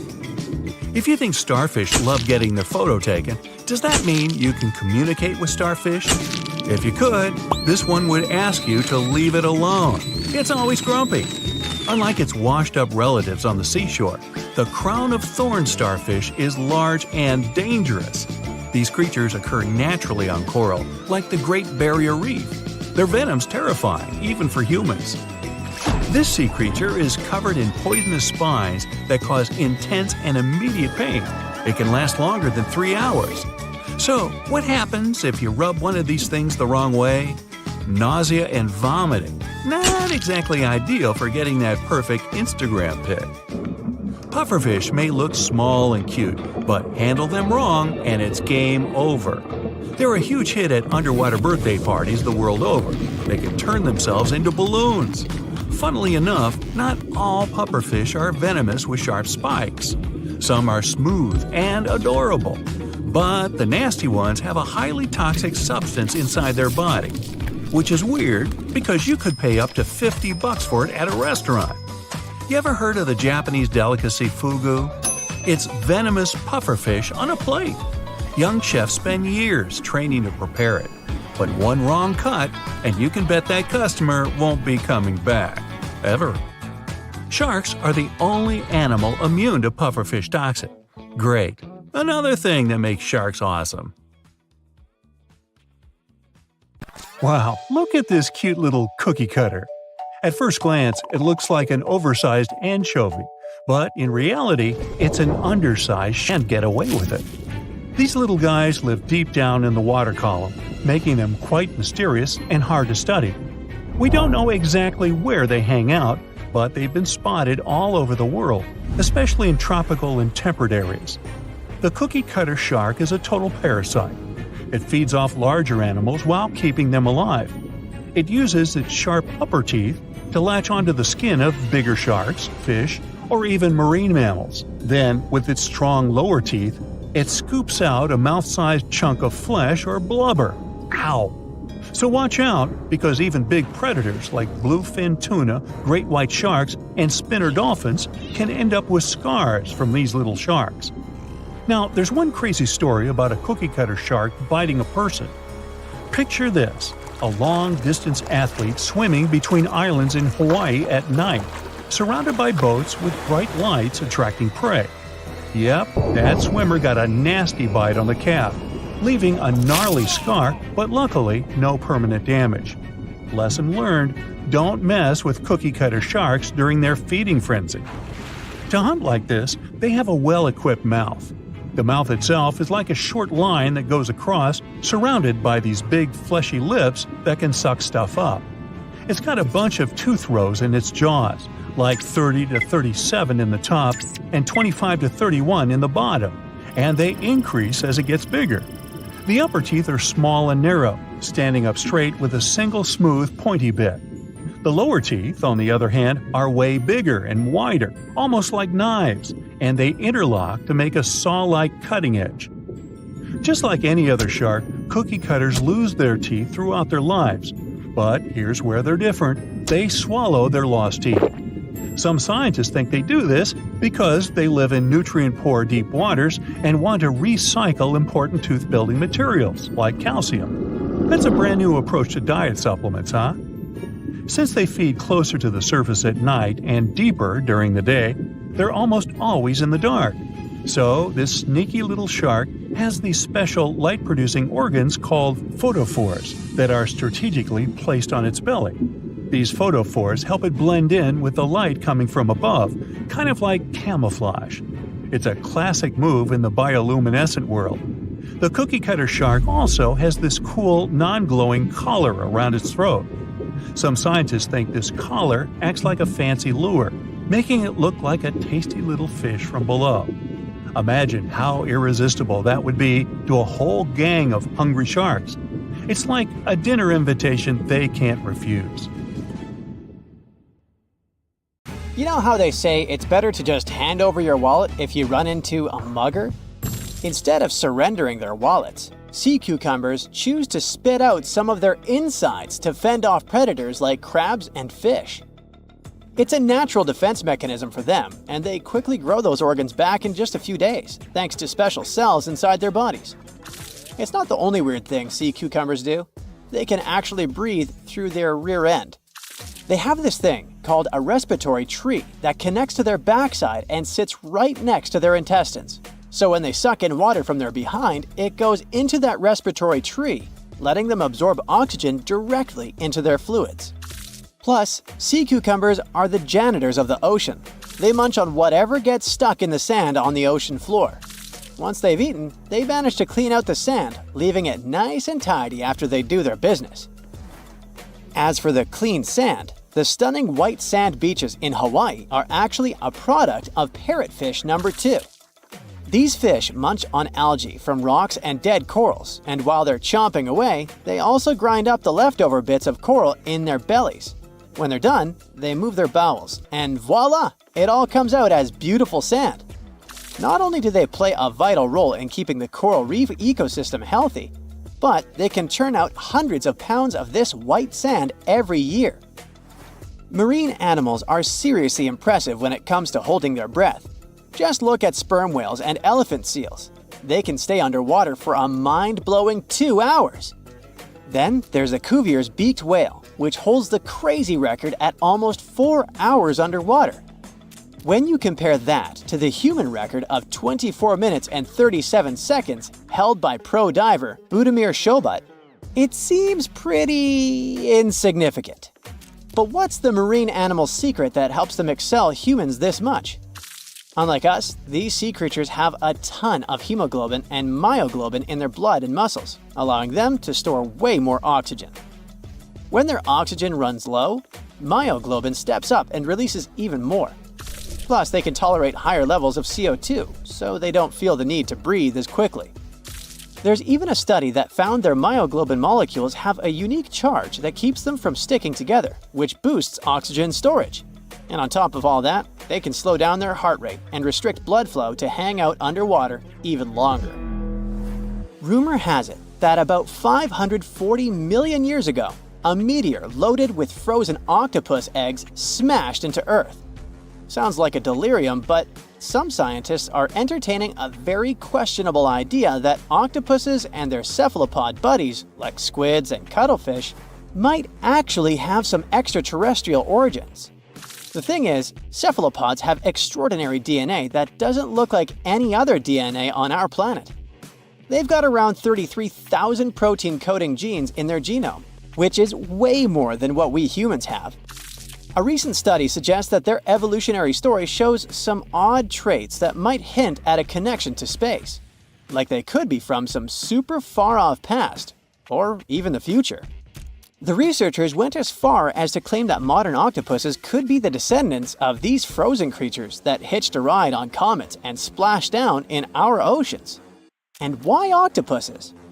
Well, they really stand out in the animal kingdom. They can use different tools to build their own houses, and they can even solve everyday problems independently of their brain, as 2/3 of an octopus's neurons are in its arms. These traits seem to have just appeared out of nowhere during evolution. They even tossed around another quirky theory. What if an extraterrestrial virus crashed into early squid populations and gave them a crazy boost in evolution, turning them into the octopuses we know today? Anyways, these are just fun speculations without any hard proof. Now, this funky object is an animal, not a rock. It's called sand dollar. Just look at the shape of its shell.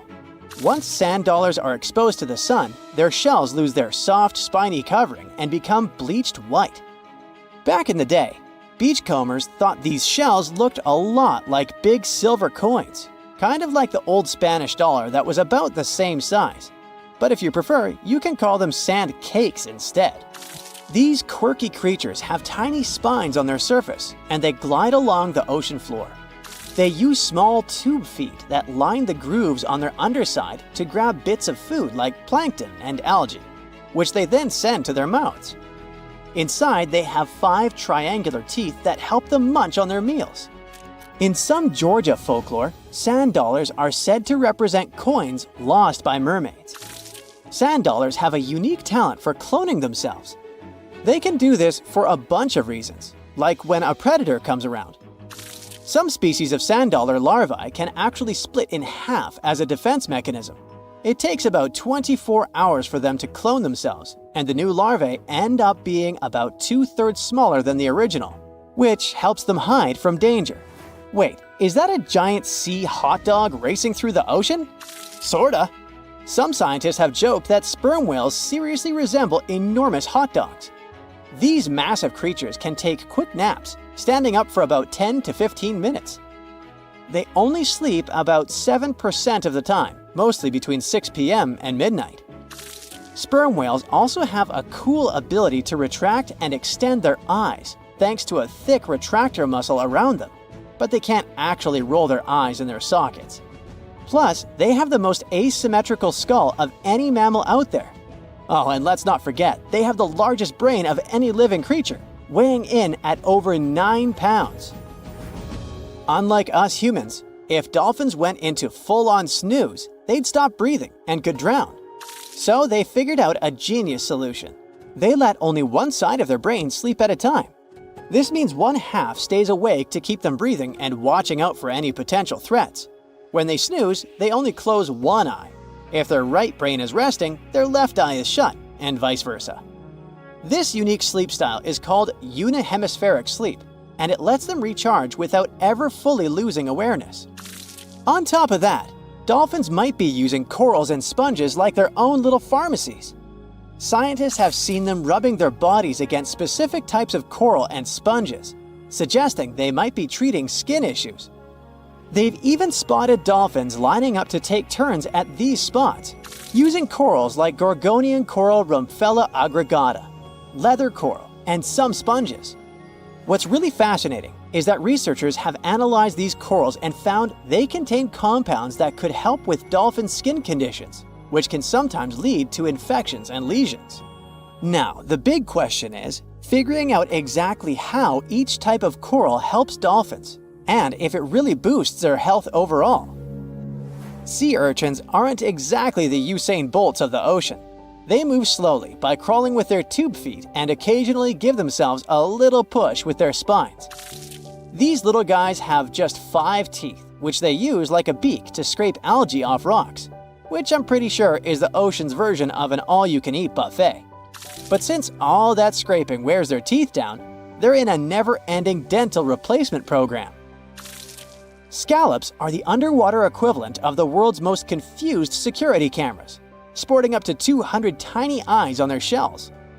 These eyes are high-tech. They can even adjust their pupils to light. Instead of working like ours, scallop eyes have a unique setup. Light goes through a pupil, lens, 2 retinas, and then hits a mirror made of guanine crystals that reflects it back. Scientists were puzzled about how they see since their main retina often gets blurry light. But it turns out, scallops can change their pupil size by about 50%. Just don't expect them to do it in a hurry, as it takes a few minutes. Now here's something really neat about orcas. They're expert hunters, and they do it in groups called pods. A pod can consist of up to 40 orcas, forming a very effective hunting team. Interestingly, there are distinct types of pods: resident and transient.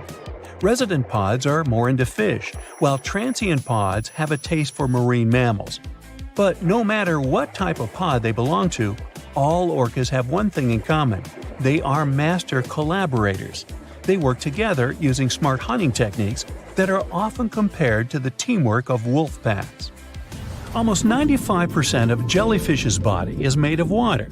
For comparison, the human body is 60% water. It's probably not a surprise since jellyfish don't have a heart, blood, eyes, or brain. The other 5% of their body weight is proteins, muscles, and nerve cells. Jellyfish have been around for more than 500 million years. This makes them older than dinosaurs. These creatures haven't changed much, and today's jellyfish are pretty much like their ancestors. Electric eels have small eyes that are not so effective in environments with no light, so they mostly rely on their electric organs. Those consist of 6,000 cells. Eels use them to stow power, similar to batteries. These creatures use electricity like bats use their radars or dolphins their sonar. An eel can also produce enough electricity to power a panel of light bulbs. There's a small tropical archer fish that can learn to recognize human faces.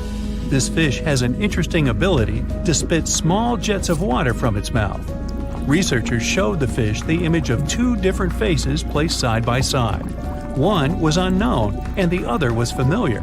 The fish was supposed to spit water at the familiar one. The creature took the right guess more than 80% of the time. There's such a thing as a sea unicorn. That's an animal called the narwhal. Its horn is actually a tooth that can grow up to 10 feet long. Manatees, also known as sea cows, are distant relatives of elephants. Their weight can go up to 1,000 pounds. These creatures are vegetarian and need to eat around 10% of their total weight on a daily basis. That's lots of sea salad. In some cases, manatees share space with alligators, but they get along pretty well. You can even find a photo from Florida where an alligator rides a manatee's back. Frogfish have special fins that help these creatures walk along the sand. They're very useful in shallow waters. A ghost pipefish is hard to see, but once you spot it, you're bound to get really surprised. Its head makes up over 40% of its body. Crabs don't feel like wasting time on such formalities as putting foods in their mouth. That's why they taste it with their feet, which is where their taste buds are. Marine iguanas are the only lizards on our planet that like spending time in the ocean, even though they mainly live on land. They're herbivores that feed in shallow waters and swim like snakes. Iguanas use their long claws to hold on to the bottom when they need to graze. Green turtles can cross over 1,400 miles when migrating. They try to find the perfect spot to lay their eggs. Penguins sort of fly when they're underwater, reaching a speed of 25 miles per hour. More than 5 million years ago, I've heard, I wasn't around then, deep-sea worms and humans had a common ancestor. So we still share 70% of our genes with these creatures, and with sea stars, squid, and octopuses. Now, octopuses are in fact incredibly old. The oldest known fossil belongs to an animal that lived almost 300 million years ago. FYI, this is before our dinosaur buddies roamed the Earth. Wait, there's more! Octopus arms have a mind of their own. That's because 2/3 of their neurons lie in their arms, not in their heads. This means that their arms can problem solve how to open a shellfish, while their owner is worried about other stuff entirely. Talk about ninja-level multitasking. Oh, and like other animals, such as chimpanzees and dolphins, octopuses have proven to be good at maneuvering tools, like picking up old shells and using them as a temporary home. Now, of course, the most intelligent animals on our planet are humans, according to humans. But we don't seem to give pigs enough credit. Pigs are so smart they can play video games. No, not Minecraft. But in a recent academic study, scientists had 4 pigs play a joystick game. They had to manipulate the stick so that the moving ball would hit the wall and then they would get a treat. All 4 pigs did great in the test, which was surprising even to the scientists. Now, pigeons also aced an impressive test. They were trained to differentiate a Picasso painting from a Monet one, which they had no trouble learning. Then they were able to apply this knowledge, identifying works of art they had not previously seen, meaning they really understood the difference between each painter. Poor things are always seen as a nuisance. Now, if we placed kangaroos in an Animal's Most Amazing Ability contest, they'd win. It's mainly because they break the 4-legged rule. A special species of kangaroo, the red kangaroo, uses its tail to help propel it forward. Now, visually, it has 4 limbs, but in practice, it uses 5. They're biologically built to use their tail as a 5th limb, since it's packed with articulated vertebrae and thick muscles. Of course, it had to be an Australian animal. Deep within the Sahara Desert, you'll find a little creature known as the fennec fox. This huge-eared animal adapted perfectly to survive in its hostile environment. The huge ears help them to dissipate the unbearable heat of the desert, as well as help them to hunt for underground prey. Now meet this guy. Unlike what its name might suggest, the red panda is closer to a raccoon than it is to a giant panda. You'll find a lot of these cat-sized creatures in the Himalayan region, hopping from tree to tree and bundled together trying to keep warm in the harsh weather. They're gentle and friendly like their big panda cousins, and occasionally enjoy eating some bamboo sticks. And then there are bees. Compared to humans, bees' brains are the size of pinheads, yet they are capable of astounding things. Let's say a bee is running low on energy after a long search flight. This bee desperately needs a drop of honey in order to continue flying, but smartly enough, she doesn't need to go back to the hive to recharge. She can ask a fellow beehive mate for a drop of honey directly from this other bee's stomach and continue flying. This type of decentralized system allows them to build highly effective societies, One that bees don't need to push the cues in front of the honey cells, for example. Every year in the winter, great white sharks that live along the California coastline disappear. It feels as if they take a vacation for 30 to 40 days. The animals go to a point halfway between Hawaii and Mexico. They might do it to get some food, relax, or hang out with their buddies from other areas. The spot is now called the Whale Shark Cafe. Some types of sharks, like makos, whale sharks, or white sharks, breathe in a very specific way. It requires them to swim all the time. They also need to move quickly and with their mouth open. This way, the oxygen can enter and reach their gills. Sea sponges are some of the most primitive animals. They're immobile, don't have a mouth, eyes, bones, brain, heart, lungs, or any other organ whatsoever. And still, they're alive. There's such a thing as a sea unicorn. That's an animal called the narwhal. Its horn is actually a tooth that can grow up to 10 feet long. Manatees, also known as sea cows, are distant relatives of elephants. Their weight can go up to 1,000 pounds. These creatures are vegetarian and need to eat around 10% of their total weight on a daily basis. That's lots of sea salad. In some cases, manatees share space with alligators, but they get along pretty well. You can even find a photo from Florida where an alligator rides a manatee's back. Frogfish have special fins that help these creatures walk along the sand. They're very useful in shallow waters. A ghost pipefish is hard to see, but once you spot it, you're bound to get really surprised. Its head makes up over 40% of its body. Crabs don't feel like wasting time on such formalities as putting foods in their mouth. That's why they taste it with their feet, which is where their taste buds are. Marine iguanas are the only lizards on our planet that like spending time in the ocean, even though they mainly live on land. They're herbivores that feed in shallow waters and swim like snakes. There's something known as the orange cat behavior, and apparently it's not just a meme.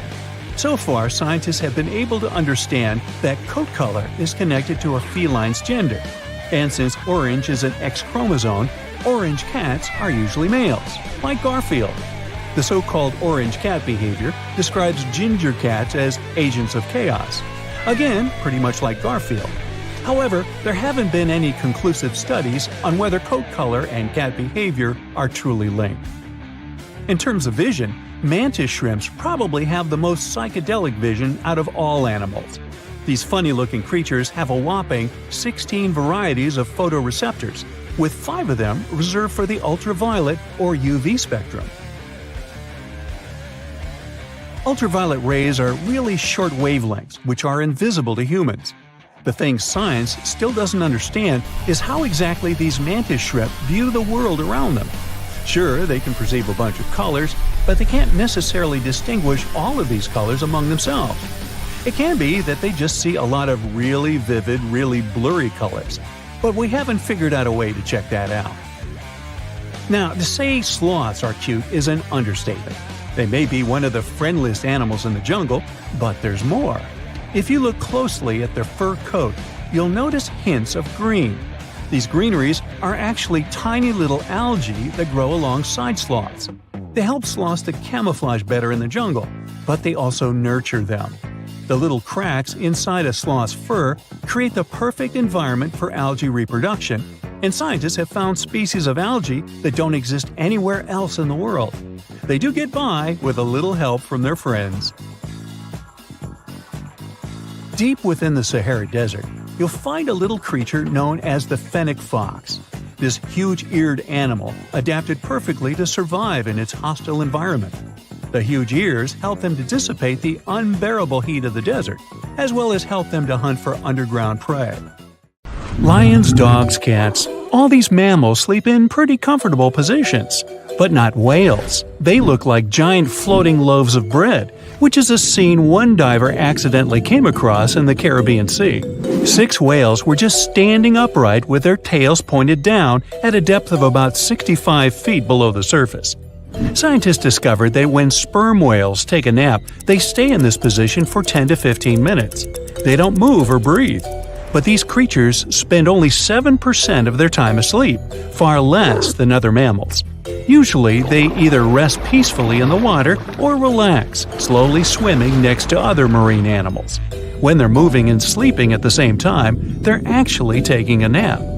These animals can't go too deep and need to stay close to the surface. Great white sharks sleep and hunt at greater depths, which means one less thing to worry about when taking a quick nap. Plus, it gets pretty cold the deeper you go, and whales need warmer environments that can help them maintain the temperature of their large bodies. When alone, dolphins enter a stage of deep sleep. It usually happens at night and lasts for only a few hours at a time. While sleeping, the animal floats at the surface. It shuts down half of its brain, I can relate, together with the opposite eye. The other half is at a low alert level, awake and ready to react if some unwanted visitor comes closer. The part of the brain that is awake also sends signals when it's time to go up to the surface to take a breath of fresh air. Marine mammals have the blowhole. That's a flap of skin they can open and close whenever they want. People breathe automatically. Your body knows what it needs to do even when you're sleeping. But whales and dolphins have a voluntary breathing system. It means they need to consciously go to the surface to get some air. And one part of their brain needs to always be awake to inform the animal it's time to go up. Whales and dolphins can hold their breath way longer than other species. They also have a higher tolerance for carbon dioxide and can take in more air. Their red blood cells store more oxygen too. Whales and dolphins' blood goes only to those body parts that really need oxygen. If a whale only uses its brain, heart, fins, and some other muscles needed for swimming at the moment, those will also be the only body parts that will get the oxygen. Digestion or other functions can wait. The ocean is not a place where you can relax and peacefully fall asleep. While sleeping, fish reduce their activity. Their metabolism becomes slow. Some of them keep floating in the same spot. Others find a safer place among corals or in the mud. Early in life, dolphins learn to make a unique whistle that helps others from their pod to identify them. That means these specific whistles are their names, and dolphins do respond to them. Clams have feet. It looks like a large tongue that sometimes protrudes from the shell, but that's actually the foot, and it's relatively long compared to the length of the animal. Clams use this limb to dig themselves in the sand. The blue whale is the largest living animal, and it's also larger than the majority of dinosaurs used to be. They can grow to more than 100 feet long and have a weight of almost 200 tons. That's like 50 adult elephants. A blue whale's tongue alone can weigh more than one elephant. Such a giant surely needs to eat a lot, 500,000 calories in just one mouthful. The blue whale's heart is the size of a small car and weighs 1,300 pounds. To move the blood through such a giant body, the heartbeats are so strong you can hear them even from 2 miles away. The heart of a whale beats only 8 to 10 times per minute. The whale is one of the loudest creatures out there. Its call can go up to 180 decibels, which is as loud as a jet plane. Almost 95% of jellyfish's body is made of water. For comparison, the human body is 60% water. It's probably not a surprise since jellyfish don't have a heart, blood, eyes, or brain. The other 5% of their body weight is proteins, muscles, and nerve cells. Jellyfish have been around for more than 500 million years. This makes them older than dinosaurs. These creatures haven't changed much, and today's jellyfish are pretty much like their ancestors. These creatures live in the ocean, but in 1991, more than 2,000 jellyfish polyps were taken into space. Scientists wanted to see how they would react in the environment with no gravity. The jellyfish reproduced and created 60,000 new polyps, but unfortunately, those couldn't function normally after getting back to Earth. One species of jellyfish can literally live forever. As it grows older, the critter goes down to the seafloor to become a polyp again, and that polyp turns into a new jellyfish with the same genetics. Greenland sharks can live 500 years. This is an animal with almost the longest lifespan among vertebrates. Sperm whales are sociable creatures. They spend their life surrounded by their family. These animals support one another and have close friends they remember well, even if they don't see each other for a long time. Electric eels have small eyes that are not so effective in environments with no light, so they mostly rely on their electric organs. Those consist of 6,000 cells. Eels use them to stow power, similar to batteries. These creatures use electricity like bats use their radars or dolphins their sonar. An eel can also produce enough electricity to power a panel of light bulbs. There's a small tropical archer fish that can learn to recognize human faces.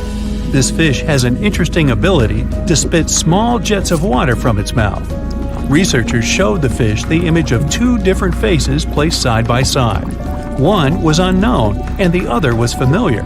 The fish was supposed to spit water at the familiar one. The creature took the right guess more than 80% of the time.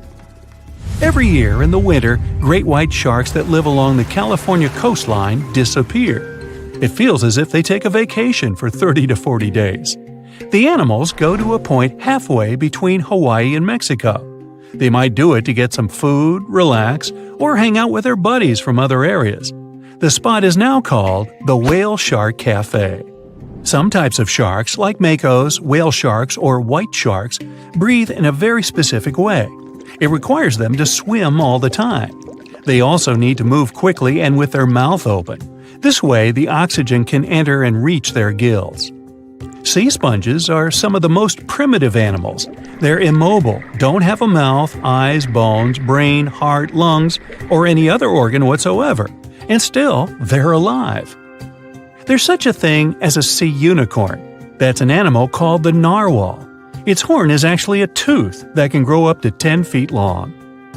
Manatees, also known as sea cows, are distant relatives of elephants. Their weight can go up to 1,000 pounds. These creatures are vegetarian and need to eat around 10% of their total weight on a daily basis. That's lots of sea salad. In some cases, manatees share space with alligators, but they get along pretty well. You can even find a photo from Florida where an alligator rides a manatee's back.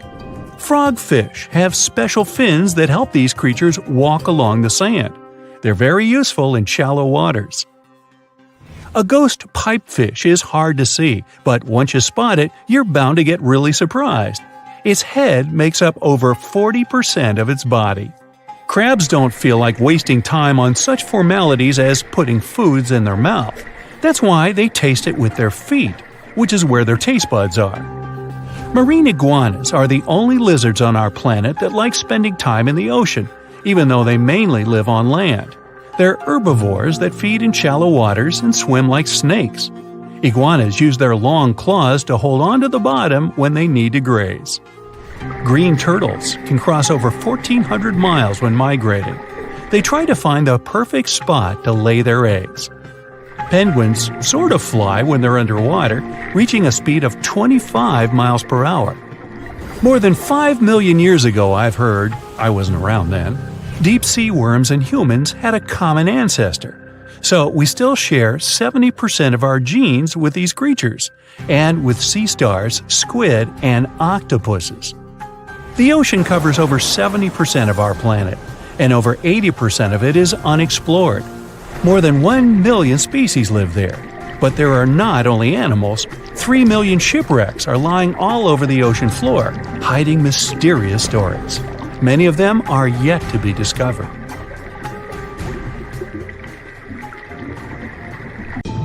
There are plenty of fish in the sea. Some of them look totally like Nemo or Dory. Then there's the butterfly fish and fancy guppy, which is indeed really fancy. And then there's... What on earth is that? I would definitely not pay for a diving experience to see this guy. The anglerfish has the unofficial title of the ugliest animal in the world. But I wouldn't dare to break that news to it. There are more than 200 species of anglerfish currently swimming somewhere in the gloomy depths of the Atlantic and Antarctic oceans, up to a mile below the surface. Some of them prefer different living conditions, the shallow tropical environments. Different kinds of anglerfish vary in shape and size, from the famous black sea devil to frogfish, monkfish, footballfish, goosefish, batfish, and sea toad. The larger ones can be half as long as a full-sized bed. but most are less than a foot long.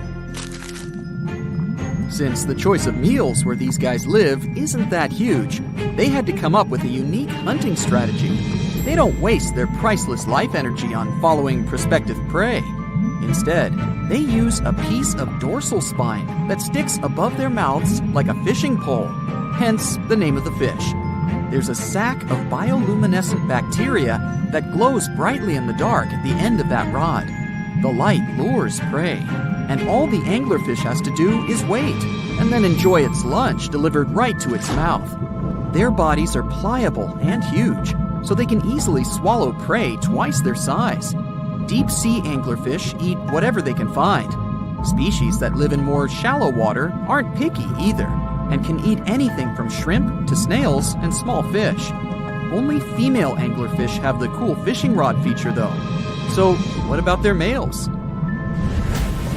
Finding a soulmate deep under the sea isn't that easy. I mean, literally, there's no light down there. Plus, there are frigid temperatures and low oxygen levels. Anglerfish can't afford to go on many dates in those conditions, so they mate for life. And before you go aw about it, I have to tell you, they do it in quite a special way. Male anglerfish are much smaller than their ladies. The contrast is so striking that when researchers first got interested in their love life, they thought those males were actually the offspring, or larvae, hanging out next to their moms. Certain anglerfish male species have receptors that alert them that there's a female nearby. After they mate, the male bites into his woman and stays attached to her head, belly, near her tail, and other areas he can access. While they morph together forever, the female fish gets the male's cells, DNA, and reproductive organs, but loses her immune response cells. The male gets free permanent housing and nutrition. Given the current real estate prices, it sounds like a dream. But that accommodation is shared by up to 8 males, and they can't move out if they ever feel like it. You're unlikely to meet this deep-sea fish in real life, but if you meet an anglerfish in your favorite video game, remember that you can easily outswim it and make it kinder to you with tranquilizing arrows. Once you befriend it, the anglerfish can be your scout and help you discover new areas with its bioluminescent pods. Back in the real world, down in the twilight zone of the ocean, about 650 to 3,300 feet down, the anglerfish isn't the only creature you're lucky you'll probably never meet. Many of the locals look like they come straight out of science fiction or horror movies, but that's because they had to adapt to this dark, deep world. I did my best to get you prepared for the creatures you're going to meet, starting with the common fangtooth. They spend most of their lives deep down, but at night, they move toward the surface to snack. These guys are more active than most other deep-sea dwellers. They don't wait for food to come their way, but actually follow it, and then get it with their long, hungry teeth. They don't have a built-in light bulb like the anglerfish, so they've developed a great sense of smell and use as much sunlight as they can get there in the depth to get around. Sometimes, even the shadow of a passing by prospective prey is enough for them to switch to action mode. And though they don't look too charming, they're completely harmless to humans if you ever run into one of these guys. Stoplight Loosejaw sounds like a great name for an alternative band, but it's actually another deep-sea resident with sneaky hunting habits. It has special light-producing photophores under each eye. They emit green and red light like a stoplight, hence the name of the fish. Unlike other fish, these guys hardly ever leave the twilight and midnight zones. Their lower jaw is a quarter of the total body length, and the stoplight keeps it open all the time, hoping to get some lunch. It looks like a ferocious predator, but mostly prefers zooplankton with an occasional dessert of shrimp, krill, and fish. I'm sure you didn't expect to meet a hybrid of an eel and a bird, but here it is! The slender snipe eel has a beak, much like that of a bird, with curving tips. The beak is equipped with tiny hooked teeth that the eels use to catch the antennae of delicious shrimp. And it sure is slender, stretching up to 5 feet and weighing only a few ounces. Scientists don't know all of this guy's secrets, since it's pretty tricky to study in their natural habitat. But it looks like they only produce offspring once in a lifetime, and then pass away. Glass squids like to take it easy in life, and literally go with the flow. They're filled with a solution which is lighter than water, so they don't have to make any effort to move around the deep sea, looking for food and partners. These creatures are transparent, so they blend into any landscape and don't even cast a shadow while moving. Talk about a great survival tactic. If danger finds it anyway, it can transform into a lumpy ball, pushing its head and tentacles into its mantle cavity. It can also release ink into the mantle and go from transparent to black. The same ink can protect it against hungry whales and seabirds. Another tactic they use to scare off predators is to activate their light-emitting organs around their eyes. I'm getting hungry. Maybe I can snack on this sea cucumber. Ouch, it's moving! So I guess it doesn't belong in a salad after all. These soft-bodied fellows live in all parts of the ocean, from shallow waters to the deep underwater world. Most of them slowly move around with their tiny feet, but some crawl around by flexing their bodies. Sea cucumbers can shed their internal organs when there's a predator approaching. Those sticky organs distract the intruder, and the happy cucumber moves on and just grows the organs back. What's that glistening in the distance? Looks like someone dropped gems in the water. That's a sea sapphire, also known as the most beautiful animal you've never seen. Some males of this type of copepod can change color from deep blue to purple, red, or gold. 1 second later, it's gone. And it's back, shimmering bright. The secret to this magic is that their bodies are transparent and reflect light differently at certain angles. It looks like it's their way of communicating between each other and attracting mates. Female sea sapphires don't have the same superpower, but their eyes are bigger compared to males, probably to spot them from a distance. Males roam wild and free, and their ladies stay in the crystal palaces of strange barrel-shaped jellies called salps. 450 million years ago, no, I wasn't around then, the sea level was higher, coral reefs started to form, the climate on our planet was stable and warm, not even dinosaurs were around yet. The time when bony and jawed fish we know as sharks appeared.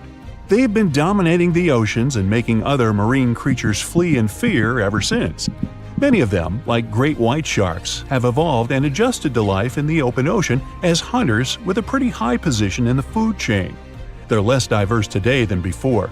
One of the reasons is the asteroid strike from the age of dinosaurs. After it reduced the number of shark species, only smaller and deep-water kinds that ate primarily fish survived. They started getting bigger over time. Near the surface, sharks such as makos or great white ones develop faster movements and are somewhat between gray and blue to blend in with their surroundings. The epaulet shark can even walk on the land. It can't take a walk on the beach because it can't breathe outside of the water, but it lives on coral flats in shallow tropical waters, so it can walk in kind of a crawling motion.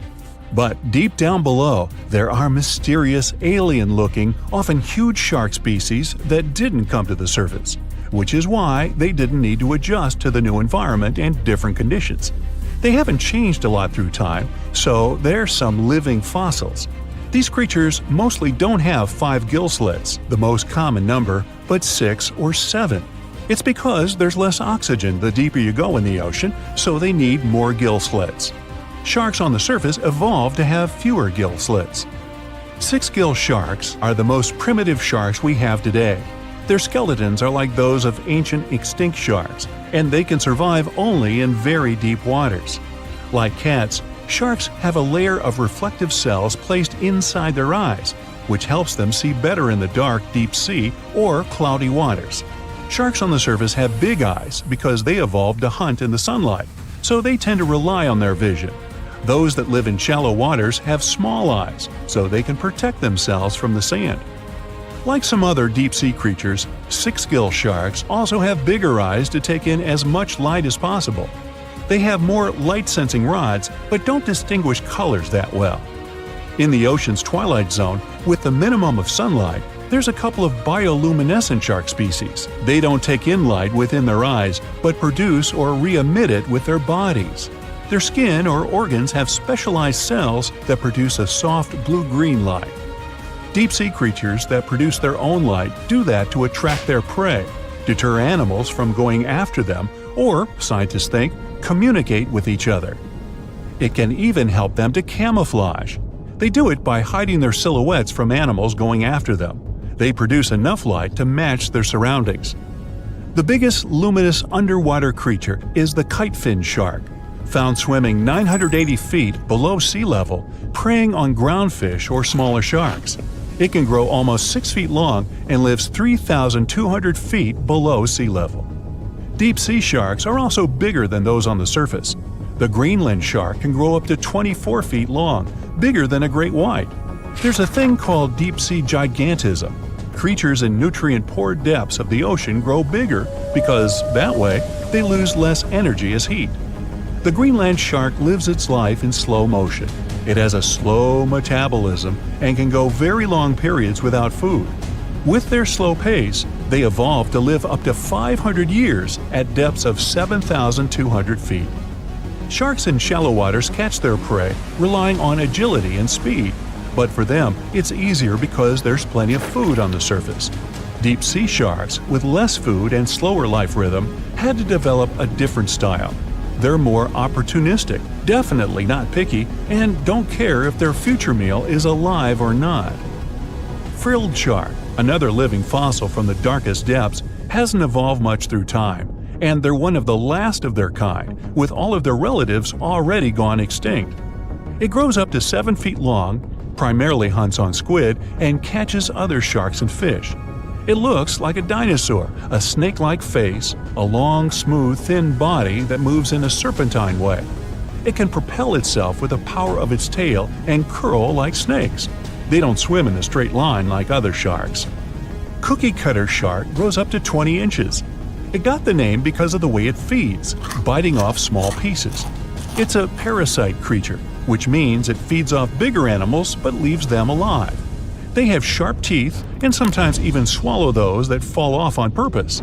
Some researchers think it could be because they live in the depths that are nutrient poor. If they swallow the teeth, they could recycle calcium and other material from it. Prickly shark is a rare and unusual creature with many thorn-like denticles and 2 small dorsal fins. It lives mostly in the depths of the Pacific region up to 1,900 feet. Ghost sharks are not even real sharks, but fish closely related to them and rays. They have big pectoral and pelvic fins, 2 dorsal fins, pretty big eyes, and unlike their cousins, have a single external gill opening. Ghost sharks have slender tails and can grow up to 80 inches, silver to blackish color. They sometimes live in rivers and coastal waters, but also in the depths of the ocean of 8,200 feet or even deeper. They are pretty weak swimmers, so they tend to feed on invertebrates and small fish. Goblin sharks. Swimming through the deep sea, this creepy shark with a flabby body suddenly sees a small, innocent squid. It goes toward it, but the potential snack notices it and quickly starts moving to dart away. It seems like the plan could work at first, but then the shark suddenly thrusts the jaw of its mouth and catches the poor little squid in a second. After the meal is finished, the animal simply fits the jaw back into the mouth and goes away as if nothing happened. This is possible because it has a jaw connected to 3-inch-long flaps of skin, which is why it can unfold from the snout. It can grow up to 12 feet long with a weight of 460 pounds. Scientists think goblin sharks are mostly active in the morning and evening. The shark has a long, prominent snout and specific sensing organs on it. It uses them to sense electrical fields in the dark oceanic depths. Seven-gill shark is a big cow shark, brown to silver-gray on top, white underneath, black and white spots, with a thick body, a small dorsal fin, and a wide, blunt snout. It can grow up to 10 feet long, mostly lives in the depth of 1,870 feet, but you can also find it in deep channels and bays. It can be aggressive toward humans if provoked, so don't. Like most deep-sea creatures, it's an opportunistic hunter that's not quite picky but likes to go after dolphins, seals, porpoises, and other marine animals. Megamouth sharks mostly live in the depths of 15,000 feet and spend most of their time in the dark, like me. Scientists discovered it in 1976 because it went near the surface at night to feed on zooplankton. That's the only time these sharks go there. During the day, they return to their quiet, dark, and mysterious depths. They are filter feeders, which means they keep their mouths wide open while swimming, so they filter the planktons they like to eat. There are organs that produce light inside of their mouths, which attracts potential prey, such as pelagic crustaceans. These sharks live in the deep parts of the ocean, but you can rarely find them below almost 2 miles. Scientists think some other, stronger bony fishes outcompeted them. Deep parts of oceans became oxygenated around 70 million years ago, and sharks have been around way longer. But bony fishes adjusted and adapted efficient ways to use oxygen, while sharks were slow with adaptations, so they lost. Also, oceanic depths are way colder, which is challenging for fish and the rest of cold-blooded animals because the speed of their metabolism widely depends upon the external temperature. That's it for today. So hey, if you pacified your curiosity, then give the video a like